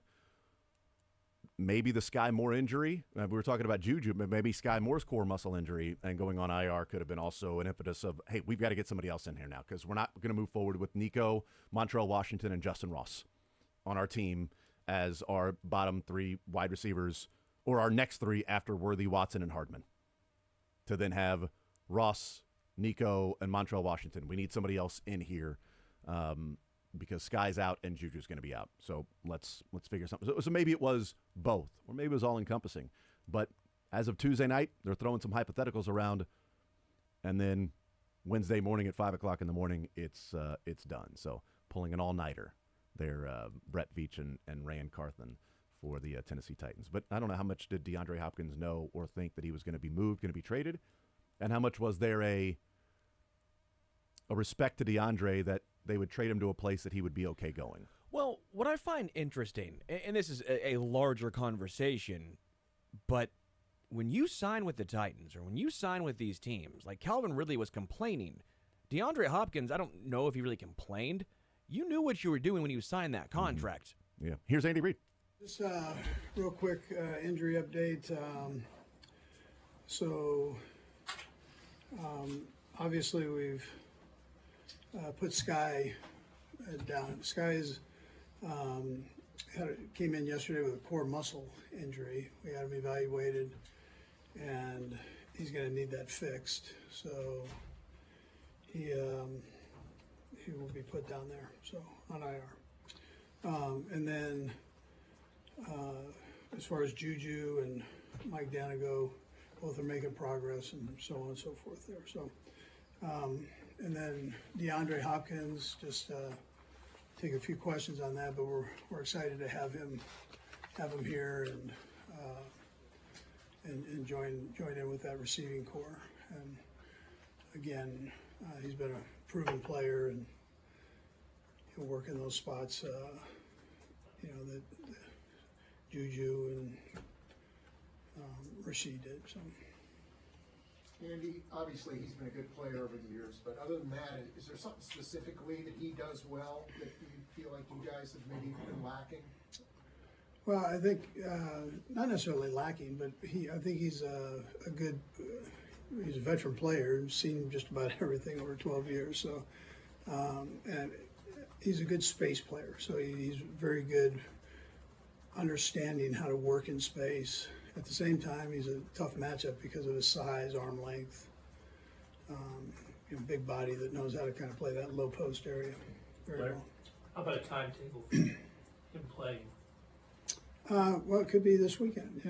We'll see how he picks it. I've got to get him on the practice field. But right,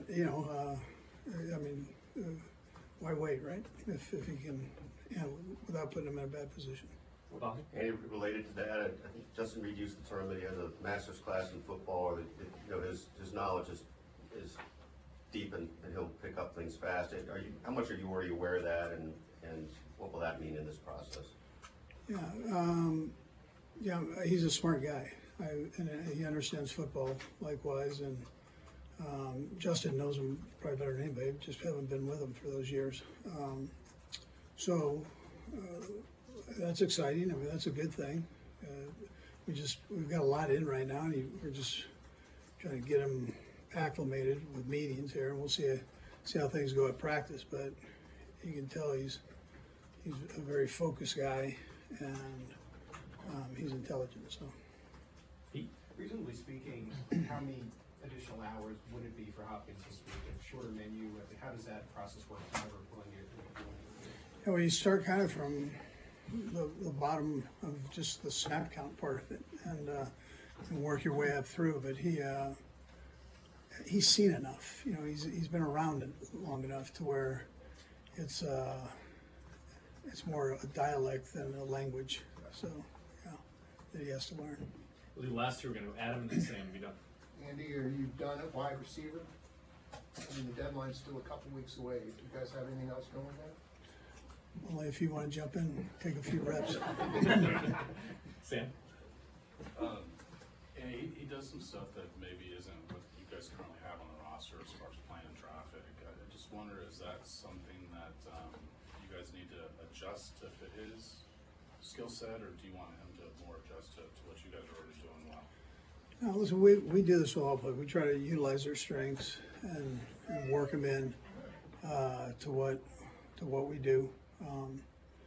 Without completely changing everything. I mean, we've got a little of everything in the offense. So, but he's similar in being able to his awareness in space as Juju and Rasheed was developing into. So, and that's a good thing in this offense to be able to do. Thanks, Coach. All right, thank you. All right, there. DeAndre Hopkins playing the role of Juju, Rasheed Rice. Going to try to get him in the game this weekend, as Andy Reid said. Why wait? I mean, as long as you don't put him in a spot to where he can be injured or anything, or put him in a bad position. So we'll talk more about that. Here's Dave Tope. There was obviously something you saw on film that would work there in that situation. And secondly, with Jaden, just how much is it that you have a respect for a young guy in that situation to be able to yeah, I got a lot of respect. I got a lot of confidence in him. I mean, he's a good football player. He's very instinctive. Obviously, fakes are no good when they don't work. So we tried it. We thought the timing was right. Early. Not really. Kind of more of a surprise. I thought we could get it. Obviously, wouldn't call it if we didn't get it. Didn't execute it totally. Perfectly. It happens. Dave, on the next quarter, it seemed like you guys were prepared for a fake punt with San Francisco. I just wondered, McCole returned that punt. He said usually he's going to fair catch that, but how rare is it to bust one with personnel you guys? Yeah, if you go back and watch it was the second time we had punt or defense stay on the field. We left defense out twice. The first time, Leo almost blocked the punt. If you watched it close, and then so that was on. We had defense stay in there again, so that was on his mind. So we rushed the punt a little bit. We got a good punt kick to us. Luckily, McCole read it and didn't fair catch it right away. Saw that it wasn't a good hang time. We were able to get the ball in our hand and then make a big play. So it was really a heads-up play by McCole. And, our punt or defense stay team, too, did a good job. What did you think of the block that McDuffie had on that play?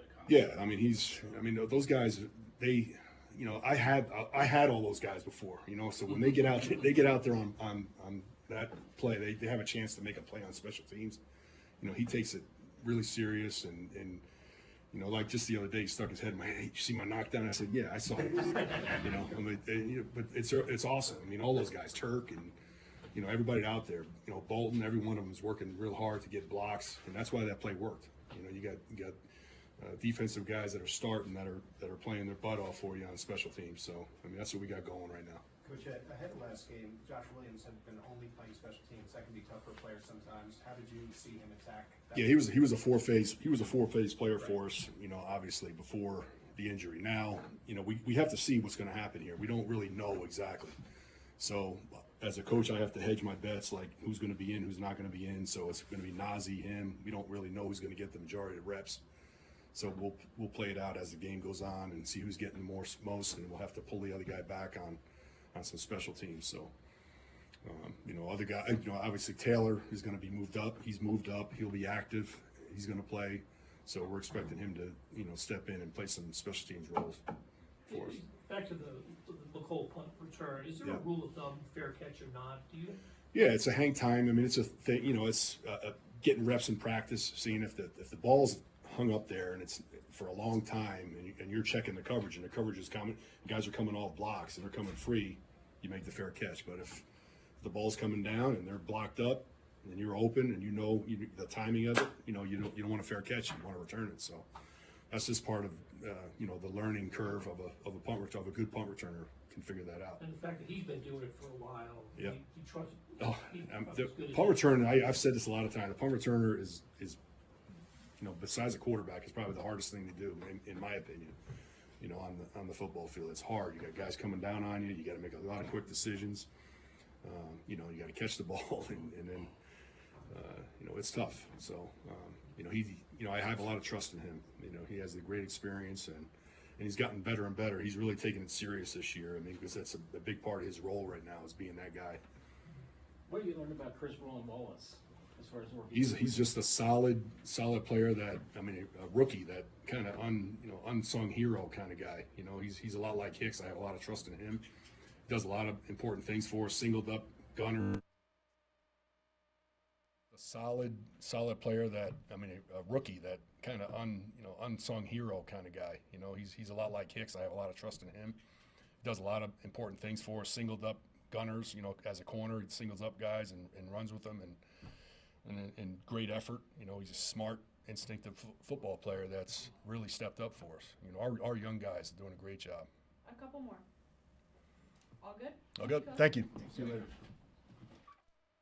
All right, there's Dave Tobe, and we'll hear from Steve Spagnuolo and Matt Nagy. But Dave Tobe, talking about that fake punt, said tried it, thought it was right, surprised, didn't execute it perfectly.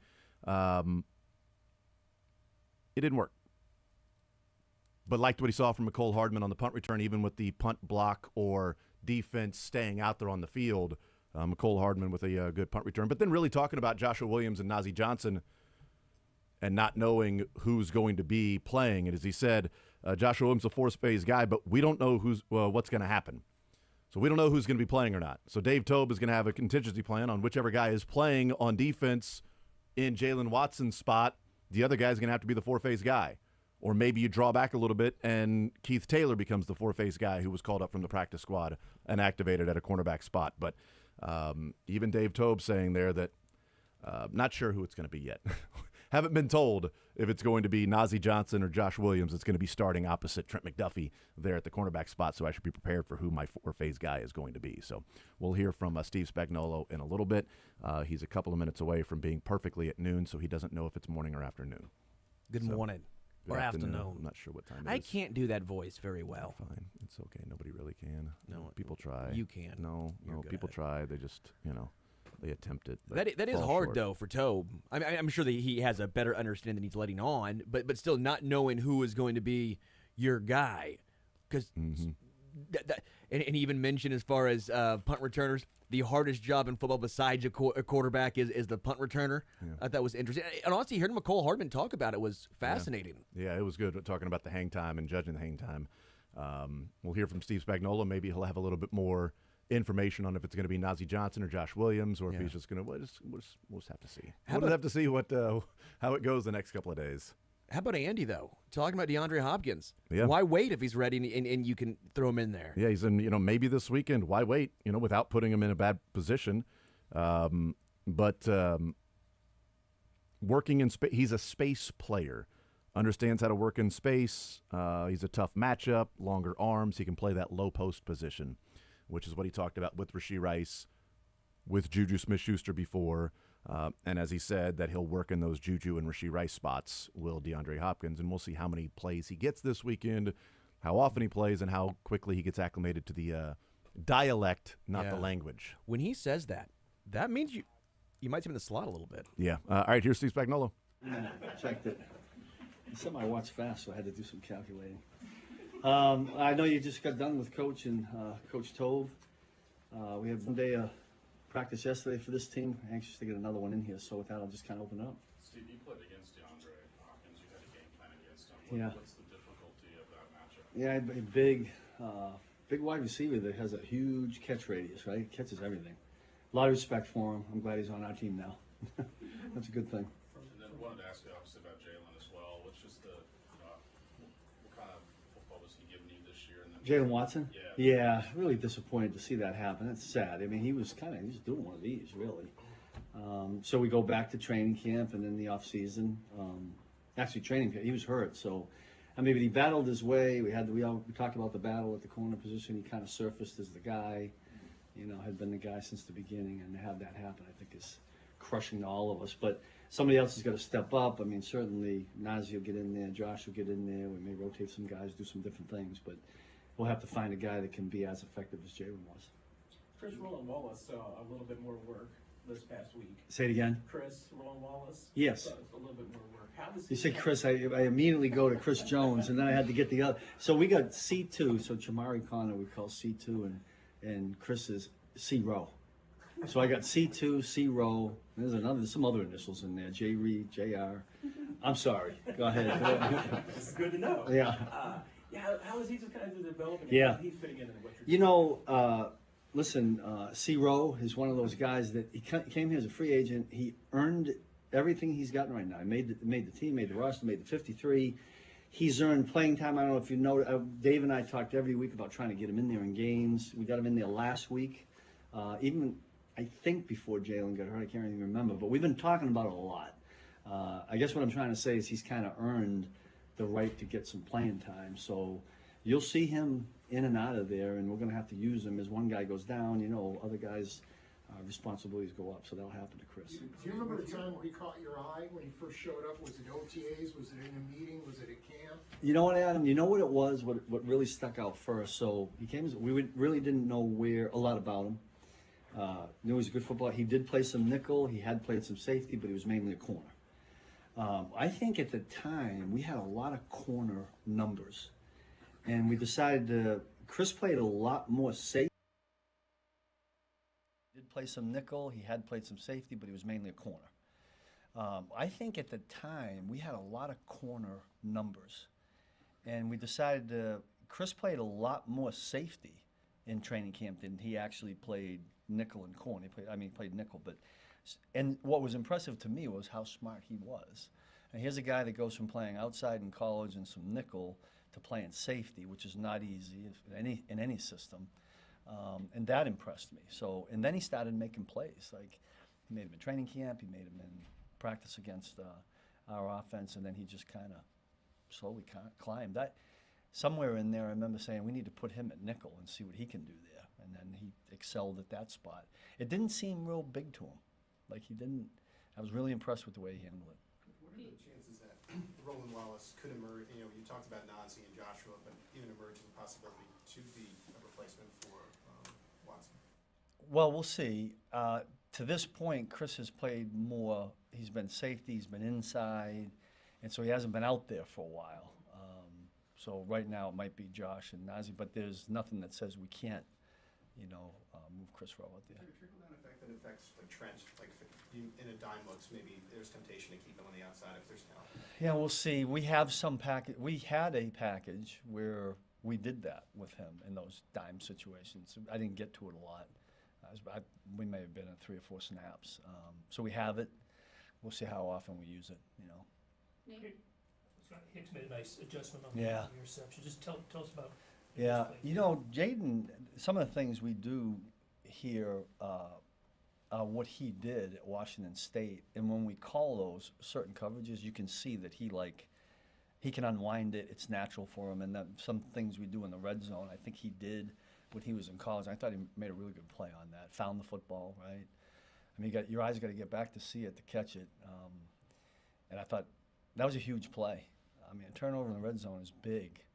I was really happy for him. So too, I told C. Rowe and Jaden Hicks that 20 years from now, when they're all done playing, and they'll be talking about, and they'll say, remember we both got our first interception in the same game. I thought that was pretty cool that 2 rookies got it on the same day. That was a great catch by Chris too. Keep his feet in. Nate.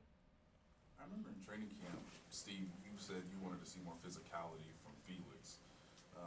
Now 6 games in, seeing what he's doing on the edge, maybe setting the edge a little bit better. Just is this incremental progress that you had maybe anticipated or wanted to see? No, it's a good point, and I don't remember saying that, but I'm sure I did. If you said that, Nate, I think I probably wanted them all to be more physical. I can think of a specific play from this past game where he really was that. And I think we all need to do that. I think this team we're getting ready to play, we need to be that because I know they're going to be that. You know how much respect I have for Antonio. I know he's going to have this team ready. He's going to have this offense ready. I mean, we got to be ready to get punched in the mouth because that's what they do. And, you know, if they don't turn the ball over, this team's in every game. This is we only look at it from the standpoint of what offense we got to stop, but we're not letting our guard down. Which play was it? You know, he was on the right side and he came and I think somebody was pulling and he kind of thought he was good and physical and made a good play on it. I can't remember what they got on it, but as soon as Nate said that, that's what I thought of that play. Steve, speaking of punched in the mouth, what do you remember most about that last game with the Raiders, and what would you say came out of that? Because that's the most important thing. The thing I remember most is, we were in there swinging away, right? It was a pretty tight game, but where we kind of were disappointing as a group was when we had to stop them at the end, right? I think we had enough timeouts, and we call it 4-minute defense, right? And we didn't get that done. They ripped off a couple of long runs and kind of iced the game, which is what you want your offense to do if you're on their sideline. But we would have liked to have rose up somehow and got the ball back to Patrick one more time. Am I right in saying it was a 2014 final? 2014. Yeah, so if we could have got it back to Pat one more time. That's what I remember. Now, I thought we played, for the most part, pretty good. I think we only gave up 6 points, or when there were a couple of pick sixes, and but when you finish like that, it's just kind of a bad taste. So we're gonna remember that and hopefully not let that happen. And obviously, you know, defense, offense, separate performances in that game. But I mean, was there a little sense of soul searching about where the team was at that point? I don't remember that. Listen, that's Coach Reed's job, team-wise. We're kind of one of the, in the defensive unit meeting room. That's kind of what we do, good, bad, or indifferent. Like. Our job really doesn't change. I say this all the time, whether we're ahead or whether we're behind. So we stay in our lane, so to speak. Thanks, everyone. All right, good. Thanks. All right, there's Steve Spagnuolo talking about DeAndre Hopkins, big wide receiver, huge catch radius, catches everything. Love that. How disappointed and sad they were for Jalen Watson, an ascending player. Crushed for him. Najee and Joshua will get in there. We'll have to see who steps in. They'll rotate guys. C-Row, as he called him, Roland Wallace, has been earning playing time, and he said even he and Dave Tobe, talked about Dave Merritt, talked about getting him in there, getting him more playing time, and saying, we've got to find a way to use him, and they did, and said that caught his eye with how smart he was in the offseason being an undrafted guy. Here's Matt Nagy. Receiver to the team. Just what's that process like early on and just your early conversations with DeAndre and how he's kind of meshing with the guys? It's exciting. I think for everybody.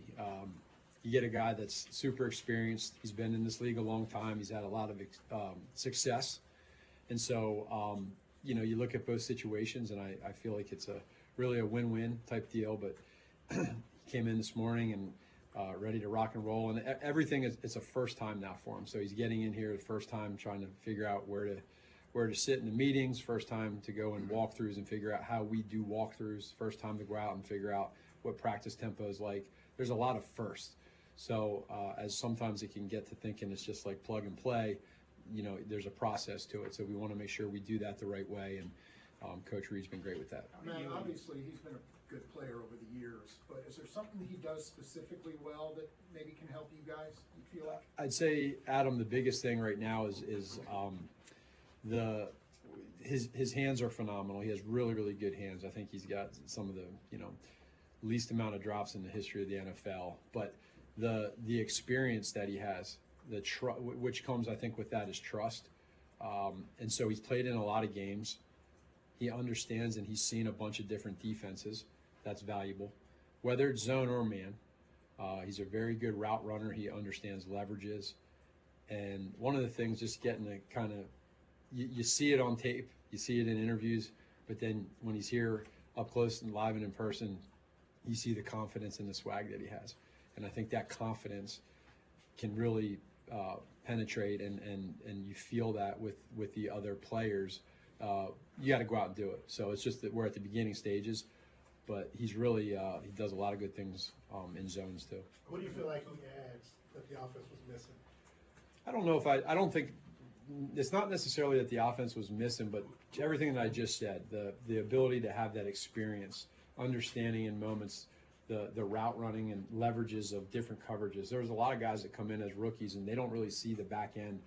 What they think is cover two is not. He knows it's cover two. So like timing with the quarterback. So we got to work through getting that now in practice with Pat. And then it's a slow process to get there, but we want to make that process be as fast as possible. We understand that. This is probably one of the biggest acquisitions receiver-wise that Pat has got. What are you hoping that players such as Xavier, McCollum, and others will pick up and learn from him? Just the biggest thing is probably is going to show up on game day. I think once he gets in there and he starts seeing the connection of understanding the routes that we call, the concepts that we call, and then how the timing works with the guy in front of him, playing man, understanding zone and how to figure out different ways in zone to get open. And then with that is us also making sure that he understands our practice tempo, Monday through, or really Wednesday through Saturday.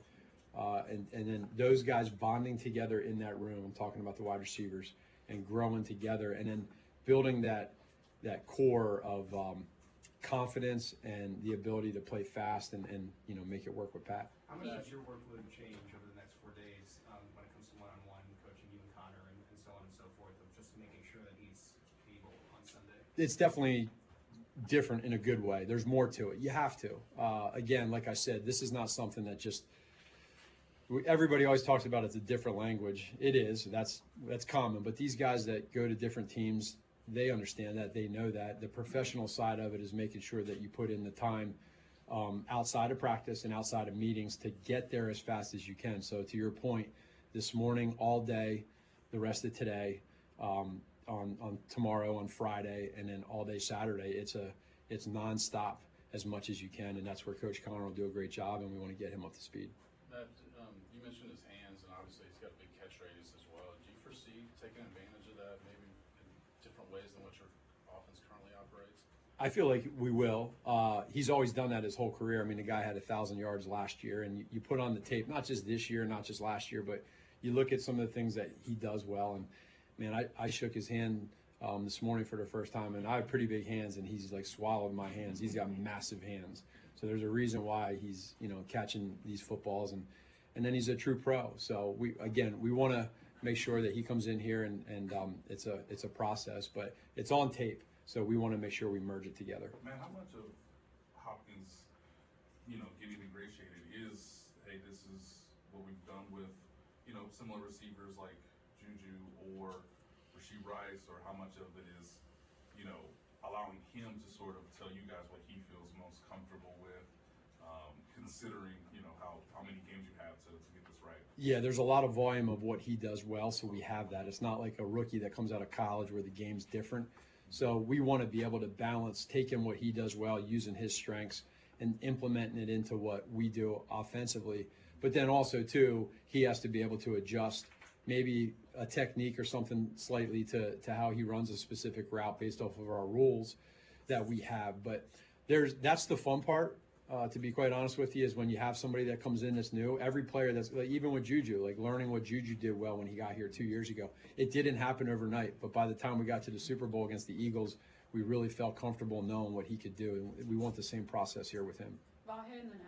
Matt, obviously you guys haven't lost since that Raiders game last year. I wonder what you remember about that day and what you would say came out of it in terms of how it helped you guys reset, for lack of a better term. Remember a lot, and it was one of those deals where we really just got beat across the board, and it's frustrating as a coach. You feel like you want to be able to be better for your guys and help out and do your part. I can remember the next week coming back and say, what can I do better to help these guys out? And at the same point in time, you almost look back and say, and you hear a lot of people say, you feel like maybe that happened for a reason because it woke us up and set us for the rest of the season. That said, every year is different. This is a physical football team that flies around, and they live on the personality of Coach Pierce. And I think for us, we understand and know that this is going to be a fight, and they're physical and they do a lot of good things well. But we division game too, right? That's massive. So for us, we remember a lot about it, but we don't want to make it too big of a moment. We think we have a good thing going, and we want to just stay within what we're doing. Is there carryover from who you guys became at the end of last year to who you guys see yourselves as now, just identity-wise? Probably a little bit from the coaching standpoint, and then also from player standpoint. Maybe again, every team's a little bit different, but for the most part, I feel like that one there, right there, that game on Christmas Day, that brought everybody together, and it could have some separate you. That one brought us together. Matt, regarding Kareem Hunt, in what ways do you feel like he's made a difference in the running game part of it specifically? Physicality, not losing yards, mentality of just, give me the ball. And you put that tape on and watch him get hit. I can't imagine what he feels like on a Monday. It cannot feel very good, but it's a sacrifice he does for this team. He's loving it. We're loving handing him the ball. The offensive line is blocking their tail off with the tight ends. It's a really good thing for the offense right now, and I love Kareem. How much of Kareem went from 2017 have you seen it? Because there were reporters who said he was off. You need 2 yards to get you 3. You need 4 yards to get you 3. Give me your thoughts on how he's transitioned back here. I know he does what we want him to do, and I was here with him in 17, and he reminds me a lot of that same player. And so we love where he's at. He's physical, and usually when we ask him to get 3, he gets us 4, and when we ask him to get 4, he gets us 5. Thanks, Coach. Thank you. Take care. Yep. All right, there's Matt Nagy. That was the conversation around Kareem Hunt in Cleveland last year, maybe the year before, of if you need 2 yards, he's going to get you 3. If you need 4 yards, he's going to get you 3. So that has not been the case this year for Kareem Hunt. He's been different. Obviously, a lot of talk about DeAndre Hopkins and how he will be integrated into this offense and his skill set. Hands are phenomenal. Experience brings trust, understands defense, route running, leverages on tape. And interviews, you can see how confident he is, and understanding the concepts and how to get open. Obviously, working with Patrick Mahomes, getting the timing down, that's something that's going to have to take a little bit of time. But he said that catch radius that Matt Nagy said the Chiefs will they will take advantage of that catch radius with their offense, but that's going to have to be timing, ball placement, and that chemistry with Patrick Mahomes. Well, I actually liked a little bit of the back and forth in regards to, is it like Juju? Is it like Rashee Rice? And he's like, well, it's not like a guy coming out of college, but also there is a little bit of not just a little bit of DeAndre Hopkins telling the Chiefs as well, this is how I think you can use me best, because he's 32. He's been around. He's been on multiple teams now. He knows his strengths as well. Yes. And I do think there is a little bit of an argument, not even an argument. I think we'll see DeAndre Hopkins more in the slot than I think either you're used to seeing him, and maybe even that he's used to. He's traditionally been around that 10 to 35% used in that slot. But with Rashee Rice out, with Juju Smith-Schuster out, at least for this game, well, what's the best way to get him the ball? What's the best way to get him integrated in the offense? Maybe it's not the back shoulder throws and those deep balls on the outside. Maybe it is giving him just the ball on these 8 yards down the field, the one that Sky Moore dropped. Like, I'm not trying to take a shot at Sky, but Hopkins is making Neither that is Mahomes catch. anymore. So I think we actually might see him more in the slot. And he noticed, in that Juju role, that Rashee role. Yeah. Because what's the most important position on the offense? They talked about it. It's the guy opposite Travis Kelce. Well, Mahomes, but wide receiver. Wide receiver wise, what's the guy opposite? You said what's the most important position on offense? I was just answering. The most important wide receiver spot on offense. The guy who's opposite Mahomes. Yeah. And that, I think, is going to be the guy opposite Kelce. Gosh, I can't talk right now. You're good, Sterling. It was my fault. I was wanting to clarify, though. You clarified, and then I clarified wrongly. You were going to get people that were tweeting at you going, Sterling Holmes just said the most important position on offense is whoever's playing opposite Kelce. It's obviously Patrick Mahomes. I just saved you from that, okay? The most important wide receiver in the Chiefs' offense is the wide receiver playing opposite Travis Kelce. There you go. Nailed it. I agree. And is that DeAndre Hopkins? It should be DeAndre Hopkins. Yeah. There we go. Yay. No, but they did say Juju Smith-Schuster and Rashee Rice. Those routes, those concepts, those are the things that they expect from DeAndre Hopkins. And that catch radius, and that's what I said yesterday. Like, look, I don't know how much he has left in terms of athleticism, how much he has left in ability to get open. I know he's not lost a step in his mind of understanding defenses and understanding leverage and understanding spacing, and he hasn't lost his ability to catch the football. That's the most important thing. It's in the dang name of the position, receiver. Doesn't matter where you line up, wide or slot. It's the receiver part that is the most important aspect of that. And he's got massive hands, and his catch radius is amazing. And so throw him the ball, and he's open when it doesn't seem like other players on the Chiefs would be open. What I mean by his separation from the defender to him is not the same as open with the separation of Sky Moore or MVS or somebody else with their defender. You can throw it to DeAndre Hopkins. He's open in that space. Other guys are not open because he's going to catch it because, as Andy Reid said, he plays that low post. So that's something that Patrick Mahomes is going to have to get used to because Patrick Mahomes has the lowest percentage of qualified passers, the lowest percentage of passes into tight windows. Only 7% of his passes are tight windows. DeAndre Hopkins catches in tight windows. Here's Chris Jones. About DeAndre's addition to the team, how are you feeling about it? Feeling really good, with the acquisition of D-Hop. Me and him conversed about this like 2 years ago. We was in Miami just talking about what it'll look like, how successful I think he could be in this offense with Pat and the offensive minded Coach Reid. And we finally got in here, so I'm excited about it. What was that conversation like? Trying to, I guess, pitch DeAndre on the idea of Kansas City on the Chiefs, and just how receptive was he back then, I guess, 2 years ago? I mean, we both agreed that he'll be super successful with this offense. Just at the time, there was a lot of things going on, and unfortunately, we wasn't able to acquire him at the time. But how life works, it's a full circle, man. And unfortunately, with injuries, we needed a wide receiver, and full circle moment, man. We was able to get it. Chris, just to be clear, you said Miami was just second off-season workouts. Specifically, where were you guys? I think we was at an event in Miami, a fishing event, 2 years ago. Yeah. I was there. I was part of the fishing event. I think he was also. I mean, we was able to talk, have a chat about what it'll be like being in Kansas City, what is Kansas City like, and how successful he can be with us. Can't remember who's the better fisher. Who? The better fisher. Of course, come on, man. Listen, it's when you go about fishing in this league, I feel like I'm one of the top. I fish with Peter Miller. I fish with the legends of the sea. So, what can I say? Tomato. There's not many of you guys over 30 here on this team. So, do you guys kind of bond together, the older vets, and are you happy to have someone else in the 30-plus club? Continue to remind me that I'm old. Thank you. No, I feel like age is a number. It's more so of all of the ability, the mental aspect, and what we're able to bring to this team. You look at a guy like Travis Kelce, who is pushing 40, and was still able to do it at a high level. And I think D-Hop is a guy that's still able to do it at a high level in the right offense. So I think he's going to be a great addition to this offense, who've been troubled by injury throughout the year.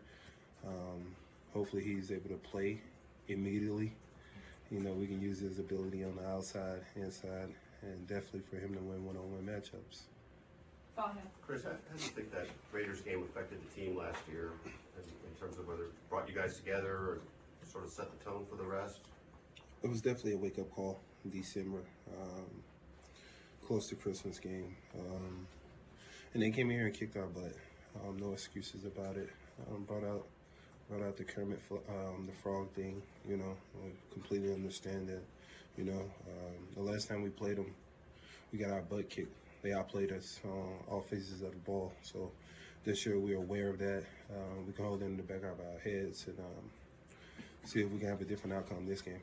Did you feel like, in the long run, that game, did you guys get some good in terms of the wake-up call and everything? Well, they say you learn a lot from a loss. So we was able to learn a lot. And you grow when you face adversity. So that was an adversity game for us mentally, and we was able to bounce back from it, learn a lot from it also. Chris, George seemed to be pretty active in San Francisco. Just wondering what you thought of his performance in that game. I love George's performance in that game. Not only was he active, he was flying around. He was not complaining. We finally got him a sack.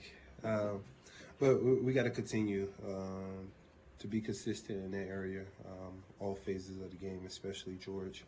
I think he's somebody who can, if we get George going consistently, he can be very successful for this defense. But we just got to keep on him, keep at him, making sure you keep his head down and stand at it. A couple more. Thank All you. good? Thank you, guys. No, thank you. All right, there you go. There's Chris Jones. Last April, so April 2023, is when the fishing event took place in Miami. And he said he talked to DeAndre Hopkins about how cool it would be for DeAndre Hopkins to be in Kansas City to play with Patrick Mahomes, and said, well, it just didn't get done. And so now they get that chance. But would also point out that there was a lot of talk about the Chiefs going out and signing a receiver last year in the offseason had Chris Jones signed his contract. But Chris Jones did not sign. Chris Jones held out. If he would have restructured the deal, whatever it was, he held out, and the Chiefs didn't have the cap space to go out and sign a receiver, i.e. Hopkins, although Odell Beckham Jr. getting the money that he got from the Ravens sort of changed the price tag of DeAndre Hopkins too. But they also didn't have the money even if it didn't change the price tag because of Chris Jones. But they get it now, and he and DeAndre Hopkins, both fishermen. I went back and looked. Chris Jones' team finished second in that group. But finishing last, DeAndre Hopkins' team finished last. Ooh. Yeah, so he did say he's a better fisherman than DeAndre Hopkins, and at least team-wise, that would show that he was a better fisherman than DeAndre Hopkins. DeAndre Hopkins was teamed up with A.J. Brown and Tyreek Hill. Chris Jones was teamed up with Justin Hammond and Justin Herbert, which is unfair. Is unfair because Justin Herbert started a fishing club in high school and college, so that might be a little unfair. Chris Jones grew up fishing, and then Justin Herbert, who started a fishing club there. But they didn't win. But they didn't win. They finished second. Who won? Let me go look at the. It's not that important. No, it is that important. Dylan wants to weigh in, and then I was going to say a couple guys won. from Ohio won, but it's under investigation because they were stuffing fillets and weights into the fish. Is that what happened? I'm kidding. Oh. I was making a reference to that. It did actually happen, but that is how you win fishing tournaments. Actually, it's just Team Gypsy won.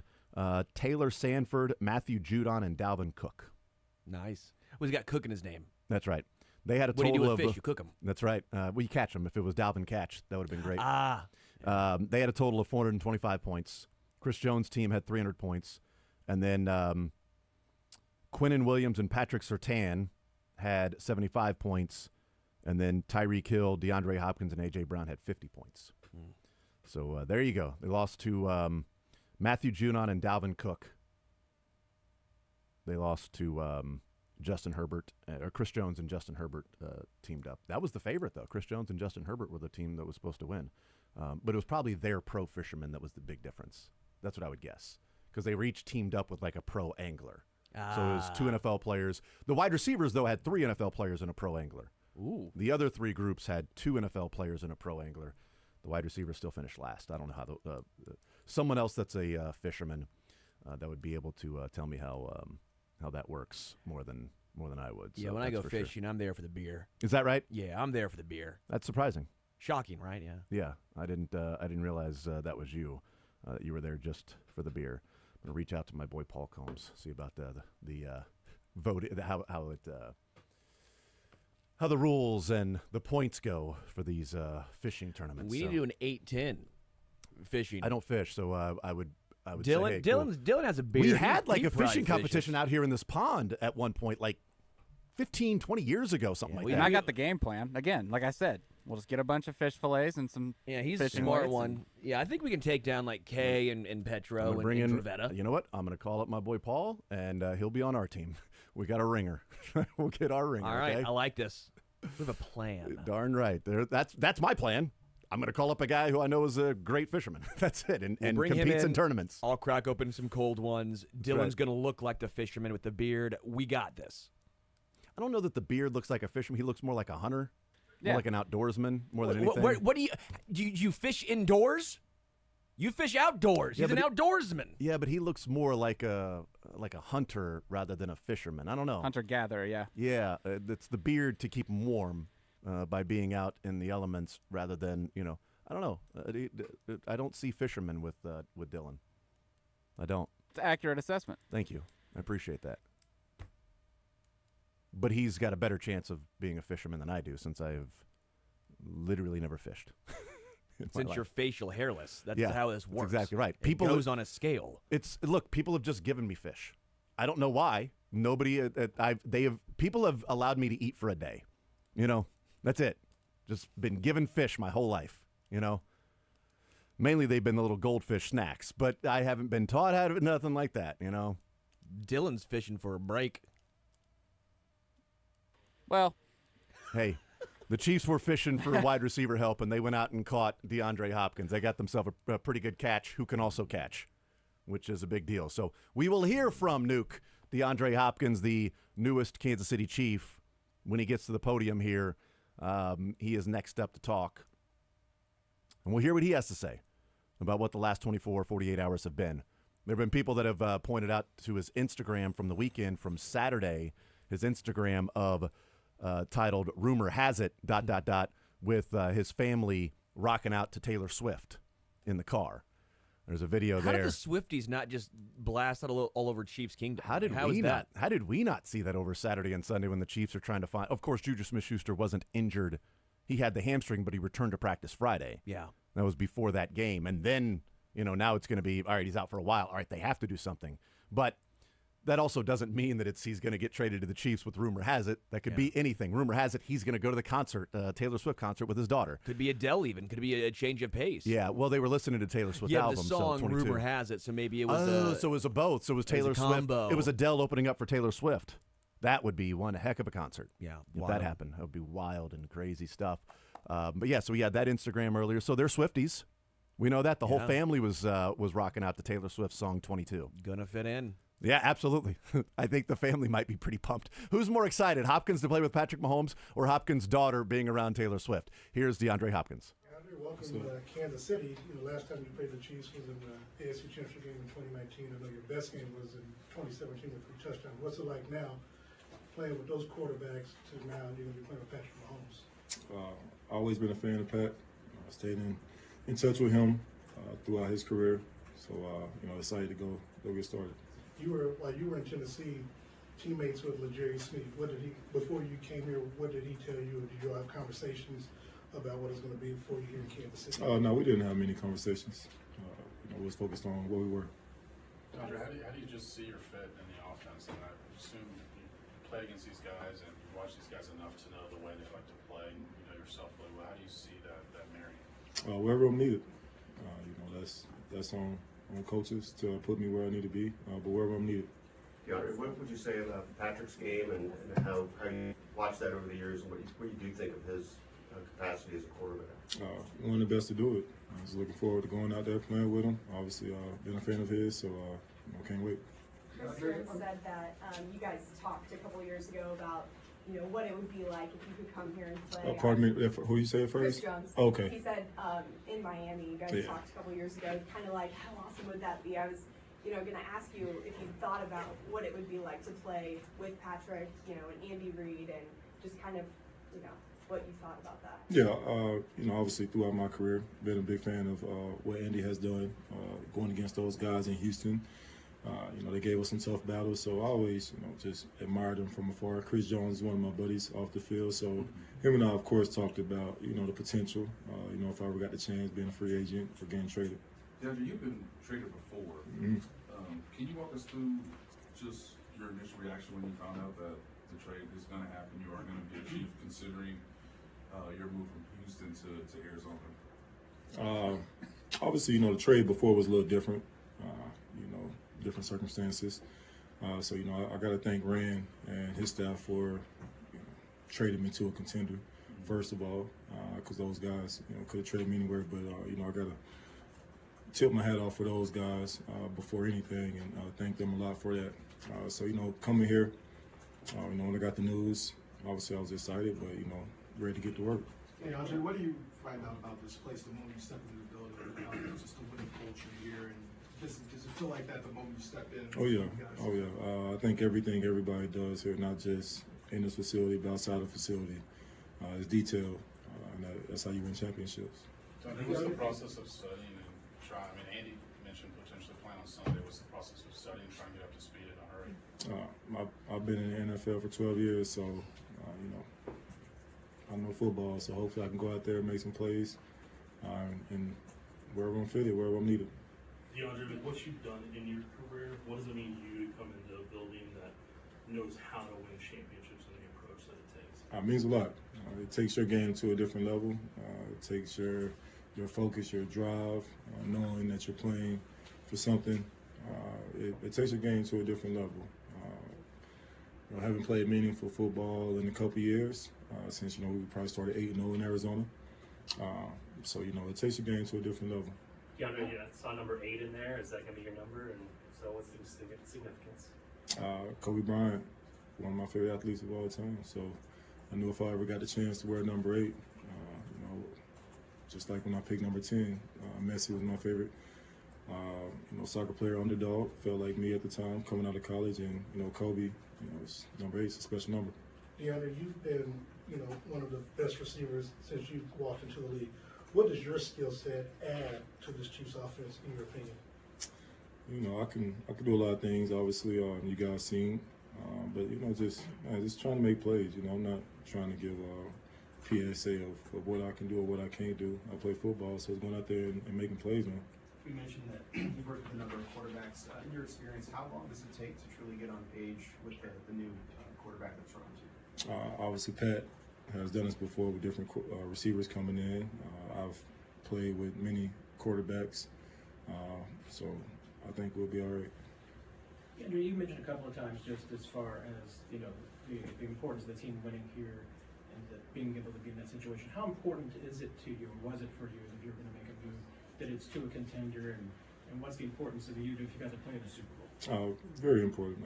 I think I've done a lot, all the accolades that I can accomplish as far as personal.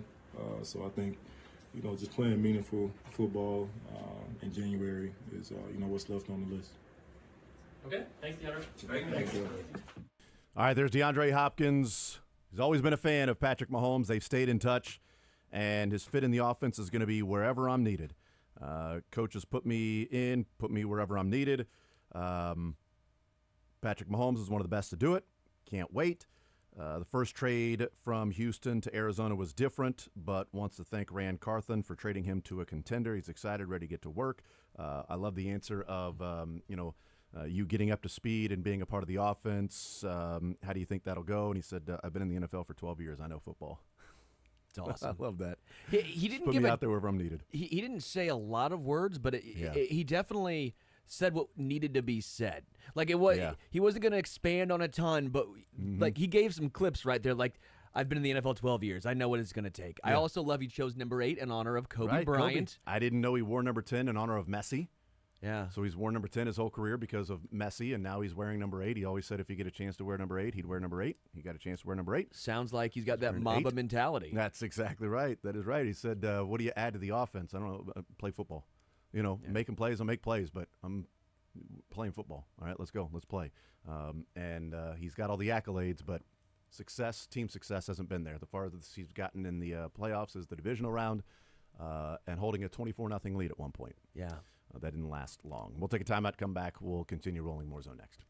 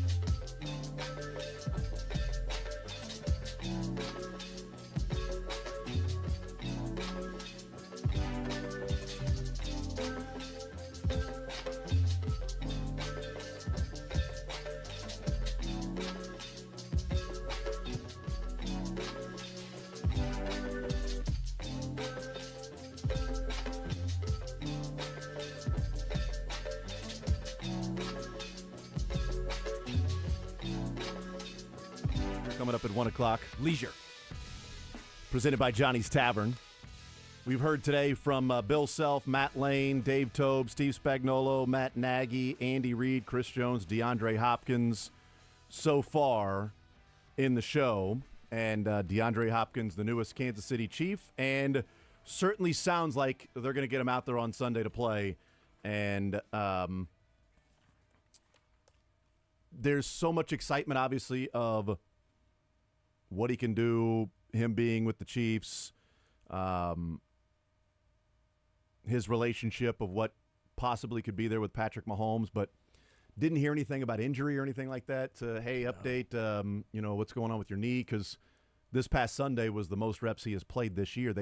Tennessee has been bringing him along slowly because he had a grade 2 tear of his MCL, and maybe even a little meniscus in there too, but nothing surgically, needing to be repaired that way, but something that he will be dealing with throughout the season as it heals. But Tennessee had slowly been bringing him along with more and more reps along the way. And then this past weekend, leaving the game in the last series or two with what the Titans called the lower leg injury, Achilles, calf, maybe hamstring, I'm not sure, but they said lower leg. That, obviously could very well be something that, hey, he's got to, he had his most reps of the season, and maybe he got a little sore. Maybe something there got a little tired, a muscle there, and it's like, hey, I can feel it's a little weak. Let me just get out of the game here. All right, well, he's left the game because of lower leg.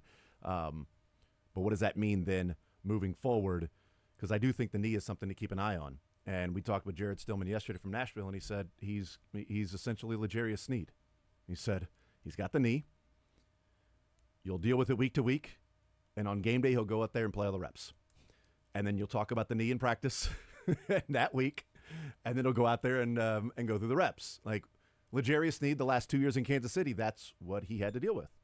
He was on the injury report, knee. He missed all of training camp last year with the knee. And then he went out and played every rep in the game. So if that's the case with DeAndre Hopkins, great. Chiefs have been through that. They've got experience with something like that. and we'll see how healthy he is. But Andy Reid saying, why wait? Get him up to speed, put him out there. As long as it doesn't put him in a bad position or a bad spot, why wait? Yeah. See what he can do, man. Go play football. Play some ball. And one quick, I think, interesting tidbit on DeAndre is he does bring a different flavor here to this Chiefs wide receiver room. He's never been a yak guy, so if anyone's worried about his age and just all that stuff, it should make a huge difference because he was never a yak guy to begin with. His yards after catch last year was 3. His career average, I don't have in front, but the year prior to that was 2.6. The year prior to that was 3 point. Like, it's not his game. So he should be one of those players who ages gracefully in the NFL. Obviously, he's 32 years old, but if you're worried about the age and even with some of the injuries and lower body, that's not traditionally his game.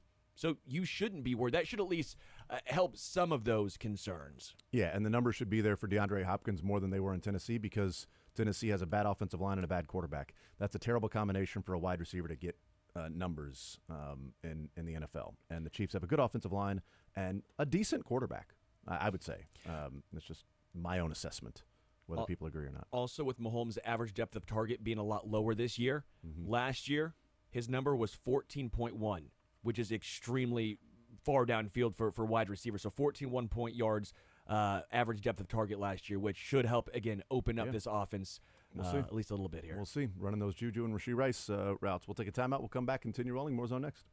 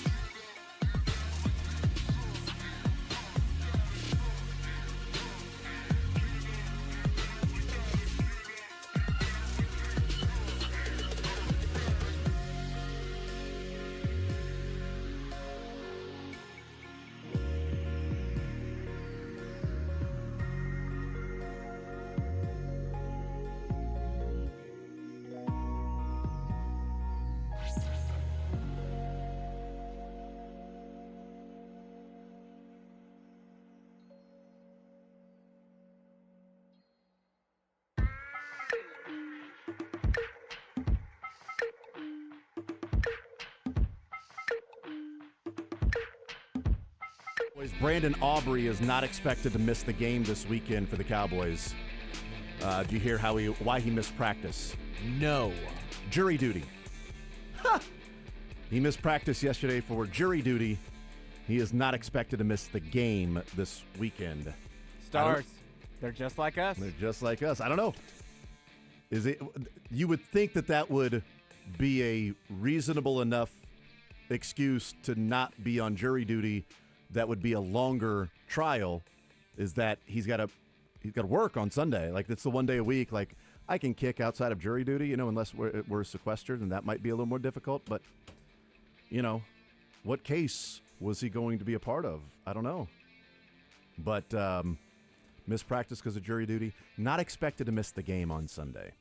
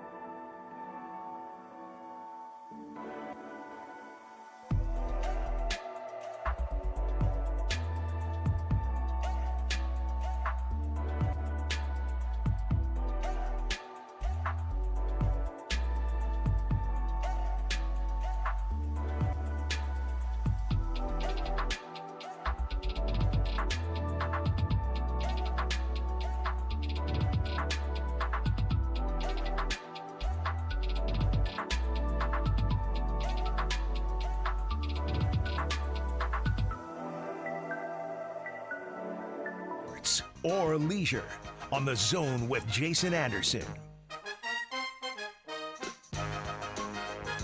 All right, time for a little sports or leisure. 913-3-810-810.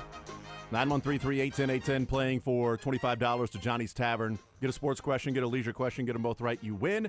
Either of them wrong, you lose. Question out there available for someone to call in and request. We give out the right answer, or we give out the answer when it is answered correctly, or we have simply run out of time to play.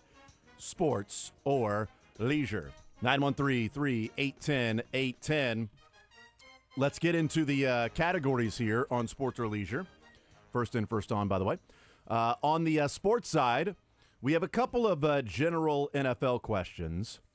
And then we have Chiefs and Raiders. So questions about the Chiefs and Raiders matchups throughout the years, big plays, big games. And then we have Royals World Series. These are questions specifically and strictly about the Royals World Series, with the World Series starting tomorrow night. Finally, I was hoping they would give it a little bit more time to breathe, Major League Baseball, but they wanted to get the World Series started very quickly right after the championship series. Not quite like the Super Bowl, though. Boom. Still not that long. In baseball terms, it feels like it's that long. In baseball terms, you got day games, all throughout the playoffs, and then all of a sudden it's like, all right, the championship series are over. All right, everybody rest a little bit. We need a 5 or 6 day period to. Might be more fun playing in L.A. than in New York in a couple days. That might be a little cold. Yeah, that's true. All right, 913-3-810-810. So I have NFL questions, Chiefs and Raiders games questions, and then Royals World Series questions. Not playoff questions, but specifically about the World Series, which could include 80, 85, 14, and 15. What about on the leisure side, Sterling? We have 3 this time. We have sports nicknames. Mm-hmm. We have riddles, because that? I think riddles are fun. Riddle me that. You do. And we have a new one. It's called Sterling's Favorite Albums. I'm just going to name songs off of a classic rock album, And it won't be like the most popular song off it, but we can get there if you need that much help. Oh, yeah. But I will not name the song if it's on that album. So if Okay. an album has it in the title, I can't. Like if it's Grand Illusion by Styx, I'm not gonna. The album won't be Grand Illusion because that obviously gives it away. It's a Grand Illusion. Yeah. So I'll name Nailed songs of an album, and you have to tell me that album and band. There we go. So those are the categories today. 913-381-0810. We're playing for $25 to Johnny's Tavern. Heading your way. I'm good to go. Sterling, you ready to play? I am ready. Dylan.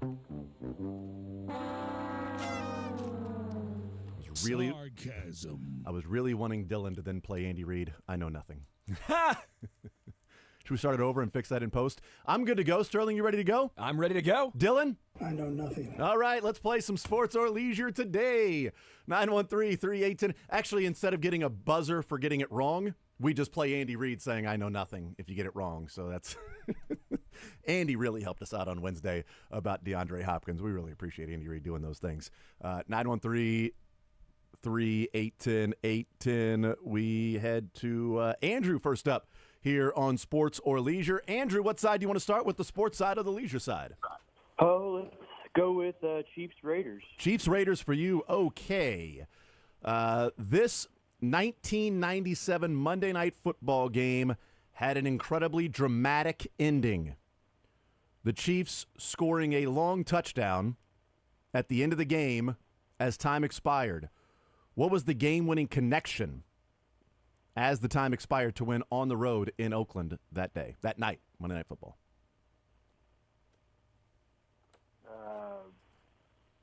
1997. Somehow this receiver, for whatever reason, got behind the defense, and this quarterback found him perfectly in stride, and they won the game.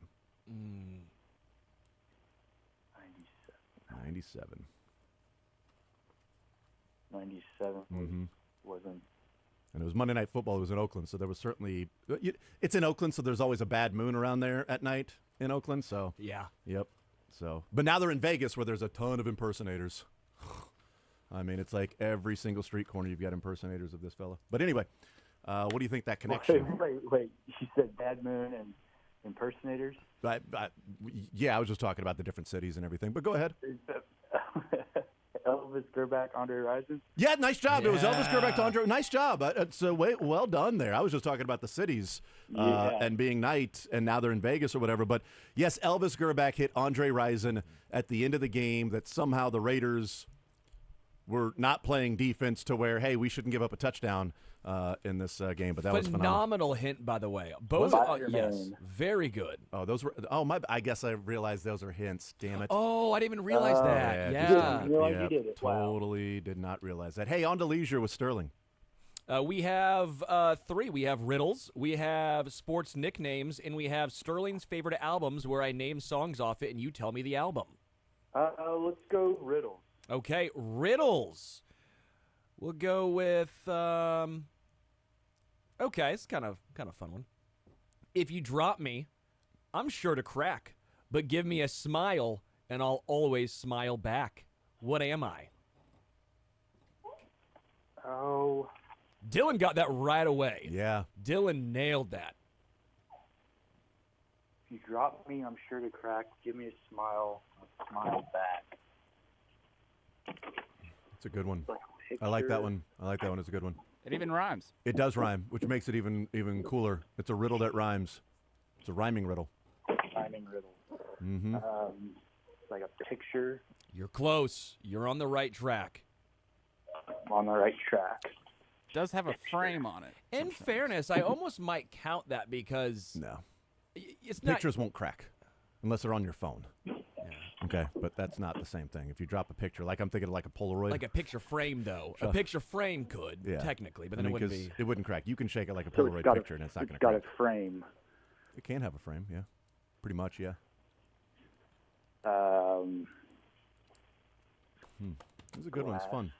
I couldn't get out of my head like you started talking. This is not the answer, by the way, but you started talking. I'm like, an egg? Like, is there going to be something with an egg here that comes up? But as soon as Dylan said it, I'm like, oh, yeah, duh, egg is An dumb. Easter egg could kind of, you wrote a smile on it. That's It right, could, but it's not an technically, egg. but that's No, very it's specific. not an No, egg, no, but no. if you do drop that, it will crack. If you drop me, I'm sure to crack, but give me a smile, and I'll always smile back. Smile back. Amir. Yeah, there we go. Didn't hear that part the first time. Nice job. You smile back. It's Amir. Dylan nailed it right out of the gate. Dylan in my ear. I didn't even finish the question. Dylan was like, Amir. Yeah, that's right. Andrew will put you on hold. Congratulations, sir. Well done.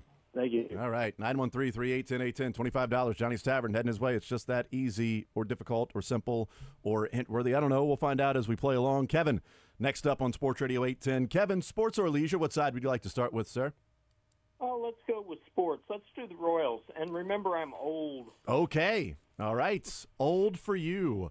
Well, being old would give that one away. Let's see. It's funny because a number of these answers are like general questions, but the answers are older Royals players. So it's like, well, now it would sort of give it away. But that's fine. That's fine. You know what? To heck with it. Let's do it. The Royals have won 13 World Series games in their franchise history. Of those 13 games, only 2 pitchers have more than 1 win. Go ahead and just name one of the. I originally wrote name both, but that might have been for like if we were getting deeper and deeper into this category. Since it's the first one in this category that I asked, I'll just say name one of the pitchers. The 13 World Series games that the Royals have won in their franchise history. 1 player or 2 players have more than 1 win. Pitcher, I should say. Pitcher. Sorry if I didn't say that. I'm kind of leaning toward Brett Saberhagen. Then are you going to lean all the way? Are you going to lean back? Are you going to lean into it? Let's go with Brett Saberhagen. Sabes is correct. That is correct. Would you want to throw a dart as to who the other one was? If I would have been mean on the first one and said name both. Boy, my hint would be it wasn't a starter. I was going to think of reliever. Oh, let's go with Quisenberry. It would have been Quisenberry. Yep, nice job. So Saberhagen and Quisenberry, you'd have got them both anyway. The only 2 players of the 13 games the Royals have won, the only 2 players to have multiple wins on their record, and only 2 pitchers, Sabes and Quiz. On to leisure with Sterling. We have sports nicknames, we have riddles, and we have Sterling's favorite albums, which is just I name songs off of a classic rock album, and you tell me the album. Let's go with riddles. All right, we're going with riddles. I like this one. Good. You see a boat filled with people, yet there isn't a single person on board. How is that possible? Oh, my. You see a boat filled with people, yet there isn't a single person on board. Oh, it's a honeymoon cruise. Yeah. They're all married. They're all married. Nice job. Yeah. Nice job. I didn't want to Dylan got it too. I didn't want to go too hard on the single person. I like that one. But that was a fun one. I was my thought was metal ship. Nobody's on a board. That's a metal ship, baby. That's an easy one. It's a John boat. Nailed it. Nailed it. Full boat. Somebody's got a full house as you're at a card table.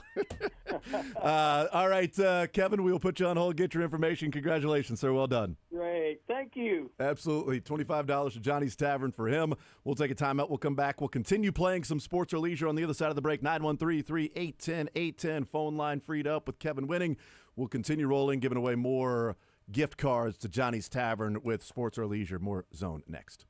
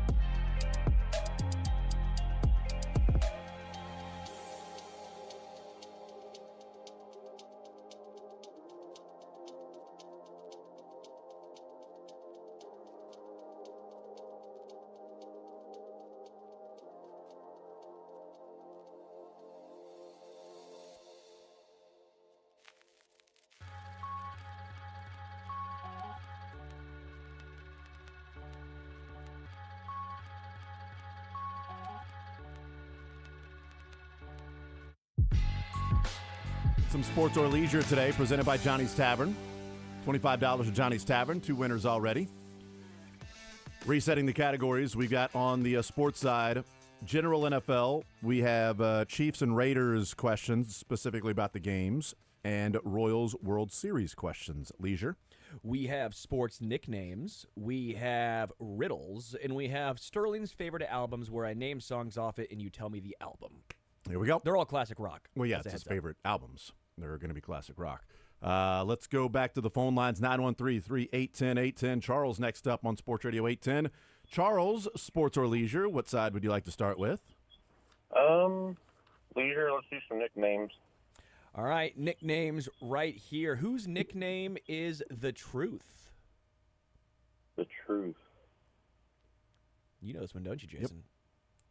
I do. Could be even a local connection. There is. That's Carl the Truth Williams. Who was that? I'm sorry. Carl the Truth Williams. I would say no. I mean, is there a guy named Carl Williams? I've never heard of Carl His Williams. nickname is The Truth. Is The Truth one person's I guess it's nickname? there's a boxer, looks like, but no. I feel like you maybe looked that one up if I'm a guessing man. I don't know. We'll let you throw one more dart. Local connection. It's basketball. It is basketball.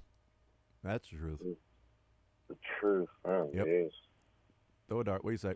Local connection. Played at a college here. That's the local connection. You got it. Basketball. Mm-hmm. Local connection.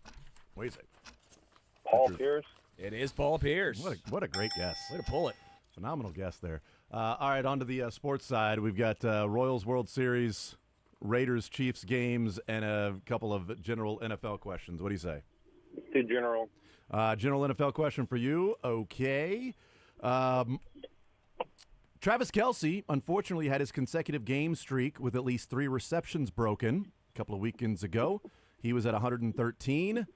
Name any of the 3 players behind Travis Kelce for consecutive games with at least 3 receptions.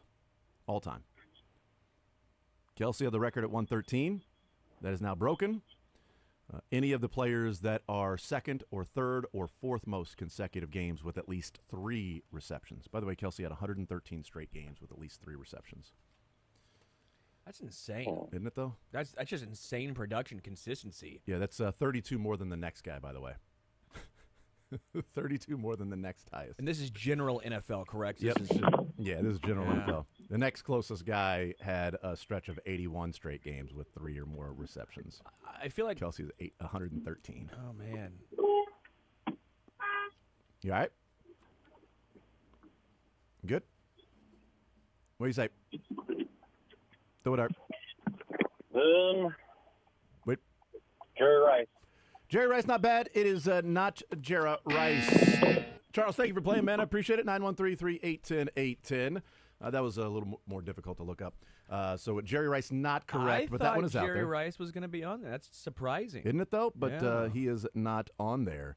913-381-0810. Let's go to Tim next up on Sports Radio 810. Tim, sports or leisure, what side do you want to start with, bud? Leisure. You can go with him first. All right, leisure. You go take my spot. I'll go next. Yeah, thanks. Yes, sir. Sports nicknames, riddles. I kind of want to know what Tim's doing right now. Yeah, I don't know what Tim's doing. What What are you up to, Did Tim? my haircut, darn it. Nice. You can get your hair cut while doing this. Don't I thought so. I don't want you to wait wait a little bit longer because you're playing sports or leisure. Yeah, that was very nice of you to let that guy Get go a in front haircut of you. at the same time. Yeah, this takes priority, man. That is awesome. All right, well, let's play then. Let's I go. even skip work for this now. All right. Hell yeah. Don't tell my boss. So do I.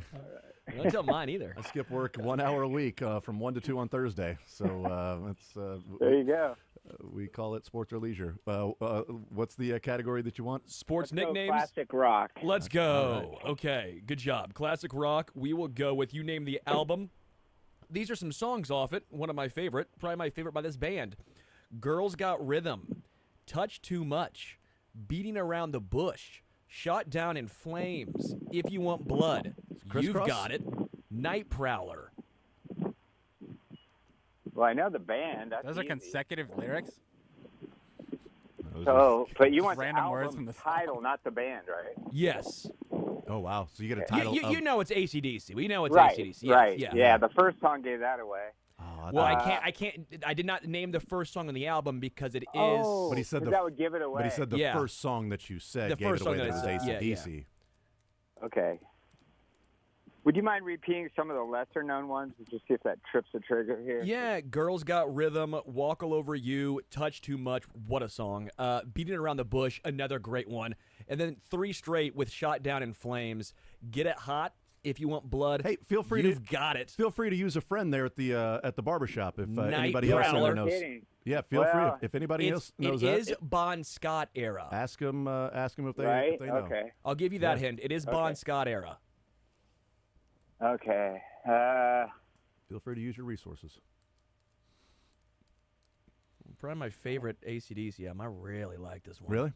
Yeah. So this is Bon Scott pre-Brian Johnson. Correct. Lead vocalist. So you know it's not Back in Black because that was the first right, one that's with the first Brian. one. Yeah. Right. So I was going to say the other one that's comes to mind because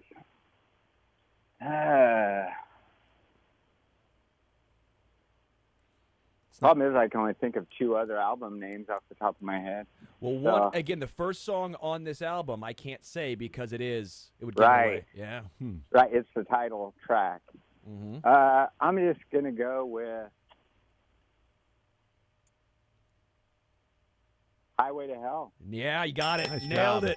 Well I just done. didn't want to say that word on AM radio during prime time. Hell you're with it. good, baby. Yeah, with it. You're good, man. To heck with it. Well, you can't. You can say highway on here. Yeah, it's not prime time. Perfect. Say highway all you want. Highway. I said highway. All right. Yeah. There's no problem with saying highway. Side roads? Yeah, side roads to hell. That's what it is. Interstate to hell. There it was. All right, Love that on to the sports side. We've got a couple of general NFL questions. One that's already out there. We have Chiefs and Raiders games questions, and then Royals World Series questions. So I caught a little bit earlier. The Elvis Gerbach, was that a 2-part question? Yeah, it got answered though. Oh yeah, that's right. Yeah, they did get an answer the to that. receiver was Bad Moon Rising. Yeah, it did get an answer to it though. Let's see. Okay, so Chiefs or general NFL. Okay, Jennifer, there's a question out there already, or do you want a fresh one? I missed it already. Yeah, you're Maybe fine. I don't want that topic. That would have stood out if I like the riddle. I never get to riddles in that mirror when I had nailed. I was ready to go that route first, but let's go Chiefs Raiders. What the heck? Chiefs Raiders. Let's do that then. Okay, so the Chiefs had a back and forth game with the Raiders in the mid 90s. The Raiders in overtime were driving to win the game, but a Raiders player came over the middle and ran into a referee, and this player intercepted Jeff Hostetler and returned it for a touchdown to win the game. Who had the pick six in overtime, courtesy of 97? You didn't specify. That it would have been mid 90s. Yep, 97 was the Gerback Rising. Yeah. This would have been, I think, 95 would have been this year. But Chiefs had that back and forth game overtime. I believe it was Tim Brown that ran into the referee. I mean, the officials have been helping the Chiefs win since the 90s. We all know that. Imagine if that happened today. Except for that Brady era. That legit, like, think about that. If that happened today in overtime, a team is driving to win the game, and they throw a ball, and the receiver runs into the referee and falls, and a Chiefs safety intercepts it and returns a touchdown to win the game. Oh. I'd have to delete X. Yeah. No doubt. No I doubt. knew it was. I knew the position. Yep. I was just trying to get the right one in that era. So. Well, this I And think. I'm thinking I he think was this a one. cornerback. Yeah, he was a cornerback. Yeah, I said safety. No, this guy was a cornerback. Albert Lewis? It was not Albert Lewis. Oh. It was not Albert Lewis. I think I know who it was now, but I won't spoil it for the Knicks winner. Well, I mean, Man, I'm on a 5-time losing streak. I No, gotta I'd get give back one more to chance. study. He's getting a haircut. you took your spot in the haircut line. We'll give you one more One more chance, You get yeah. you get a No, mulligan I for the think- guy that you allowed to go in front of you. Yeah. So I may be wrong again, and then I really deserve never to be allowed to participate. That's not again. True. That's I'm okay. So it wasn't. But it was a safety though? You said. No, it was a cornerback. Oh, You're on the right path with Albert Lewis, but it wasn't him. Dale Carter? It was not Dale Carter. Oh, either. I thought it was Dale Carter too. Yes, Tim. Well, Thank you I'm in for good company. Yes, Thanks, guys. thank you for playing, man. I appreciate it. And of course, See you ya. can keep participating. You're good. I appreciate that offer. You're the Thank man. you. I'll be back. Absolutely. Bye-bye. 913-381-0810 is the phone number. That question is out there. We'll take a break. We'll come back and continue rolling, playing a little sports or leisure, presented by Johnny's Tavern. More right after this.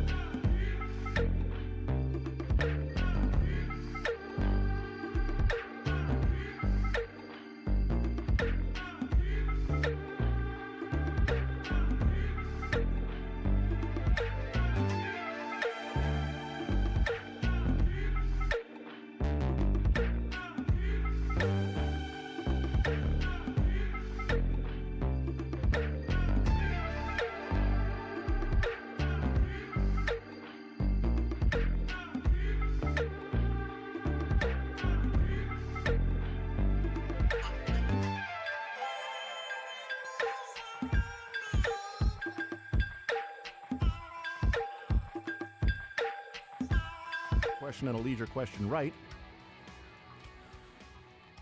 Alex stopping by and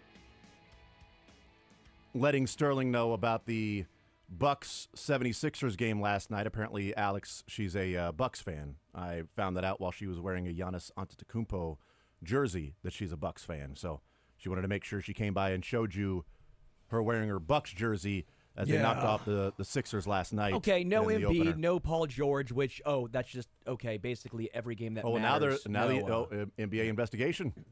Now they're investigating the 76ers. The NBA is. No, they're investigating if Embiid was actually injured, and he's not played in any games. Yeah, that's the investigation.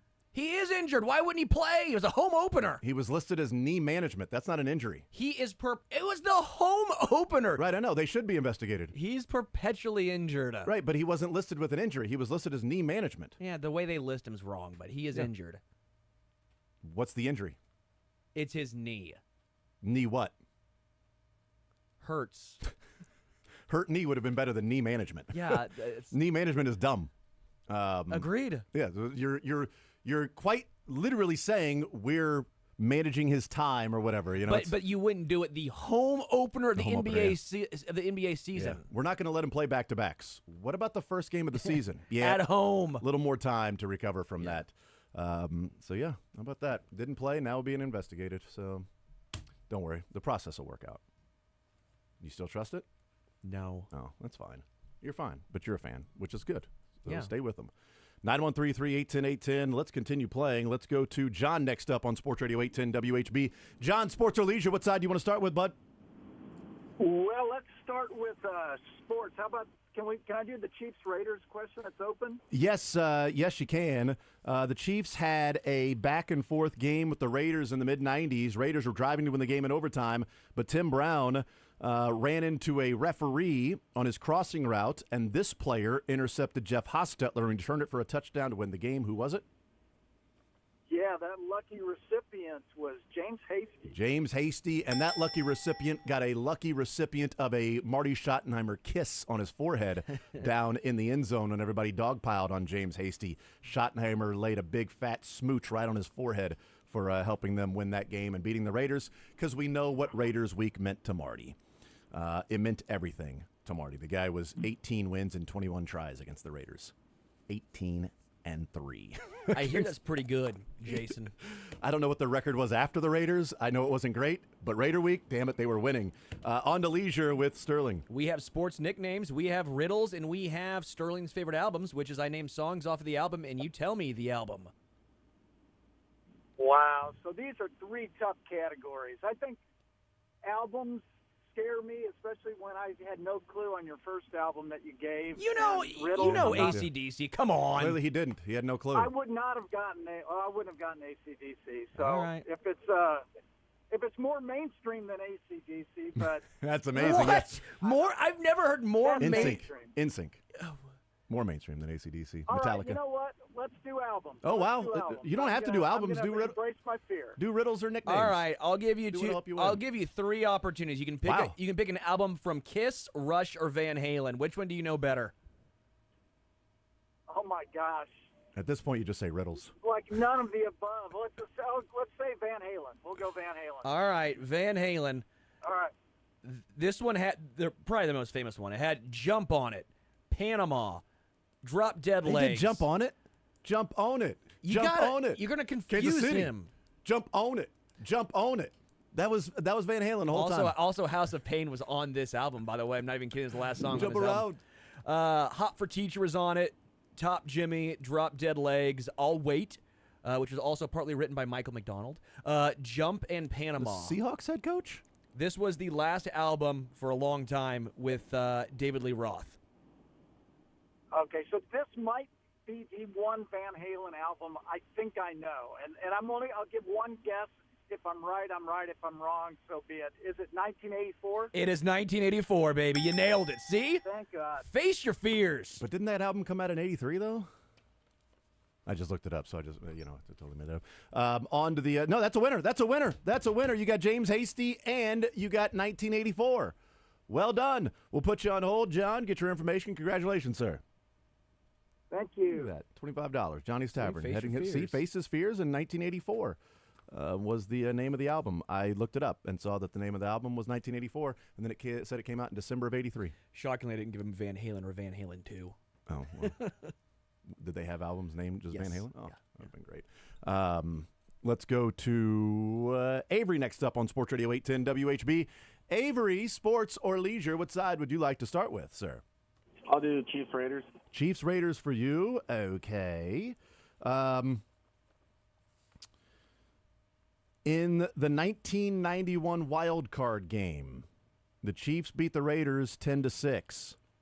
Todd Marinovich threw 4 interceptions that day. One player for the Chiefs had 2 of those 4. Name, you know what? Name either the player who had 2 of the 4 interceptions, or name the player who had the game-winning interception. Game-winning interception, 1991. 1991 wild card game, Chiefs and Raiders. They won 10-6. Marinovich threw 4 interceptions. One of them was to end the game, and he threw 3 others. 2 of them by one particular Chiefs Hall of Famer that had 2 of the 4 interceptions. Did Deron Cherry? Deron Cherry had 2 of the 4. Well done, Avery. So nice job. 2 of his 50 interceptions. Well, those are regular season interceptions. That would be 2 of. I don't even know how many he had in postseason. But regardless, leisure with Sterling. We have albums. Oh, let's go albums, baby. Okay, we're going with my favorite by Good. this band. Oh, great. It is outstanding. Give me 1 second. Oh, all right, 1.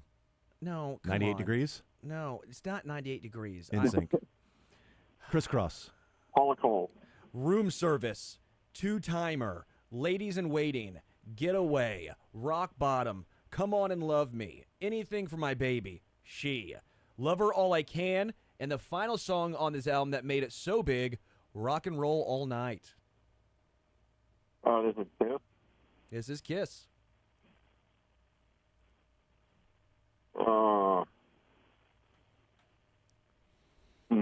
Rock and Roll All Night. Yeah. What did they do during the day?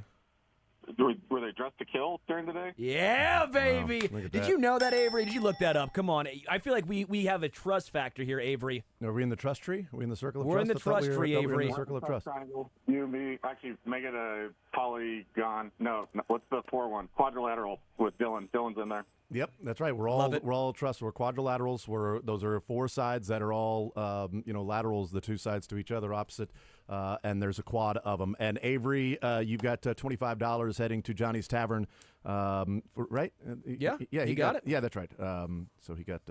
I already wrote his name on the envelope, so I just Which one? assumed. Oh, you got the Deron Cherry one. That's right. All right, we'll put you on. I just needed to know which one I didn't mark off. Avery, we'll put you on hold. Congratulations. Enjoy your conversation with Dylan on the other side. Thank you, sir. Bing bong. Great. Strong. Oh, fantastic. 913-3 Gosh, 810 I love that album though. Dressed to Kill. Is so it a good one? So good. Sounds like a good one. It sounds like there's some good. There's some real, toe tappers on that one. So, all right, we'll take a timeout. We'll come back. Continue rolling one more segment next.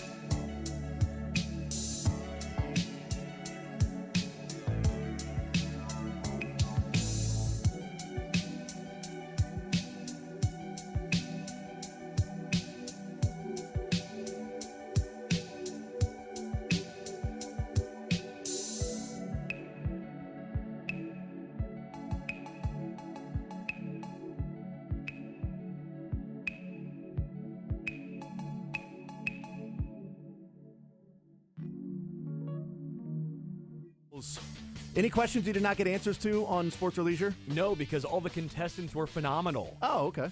That makes sense. There was one question that I had that I did not get an answer to. I think it was only one because we had the Chiefs questions answered, right? Because we had the James Hasty, we had the Duron Cherry one answered. The question that we did not get an answer to was Travis Kelce had his consecutive game streak with at least 3 receptions broken a couple of weeks ago. He was at 113. The question was name any of the 3 players behind Travis for consecutive games with at least 3 receptions. And I told you he was 32 ahead of the next closest guy. Is it so this is all time though. Is Devontae Adams on there? Devontae Adams is number 2. Okay. Number 3. So yeah, number Travis 3. Kelce was number 1. This guy, Devontae Adams, is number 3, and then number 4. I wonder if you have, just because of the trade, is DeAndre Hopkins on? He's not. Okay, I didn't know. I didn't know no. if that was like a sneaky. Nah, the other Antonio Brown had the second most with 81. Yeah. Adams was 70, tied with Michael Thomas at 70. Wow, Michael Thomas. He had 70 straight games with 3 receptions, and I don't think he's had 3 receptions in a game since. In about 4 years. I think it's been 70 games since he's had 3 receptions in a game. Michael Thomas. But yeah, Travis Kelce, close. 32 more than the next closest guy for consecutive games with at least 3 receptions, 113. Insane. And unfortunately, a couple weeks ago, that was broken. I really wanted him to go the rest of his career without having that streak broken. Just ended his career having 3 receptions in every game. I'm surprised Cooper Kupp wasn't on that, even though with the injuries, but it doesn't matter if you miss a game, but if he caught one and then got injured, it's just you never know. Yep. There's video of DeAndre Hopkins at Chiefs practice wearing number 8. Kobe fan. Mamba mentality for DeAndre Hopkins. Apparently he wore number 10 for Messi. Interesting.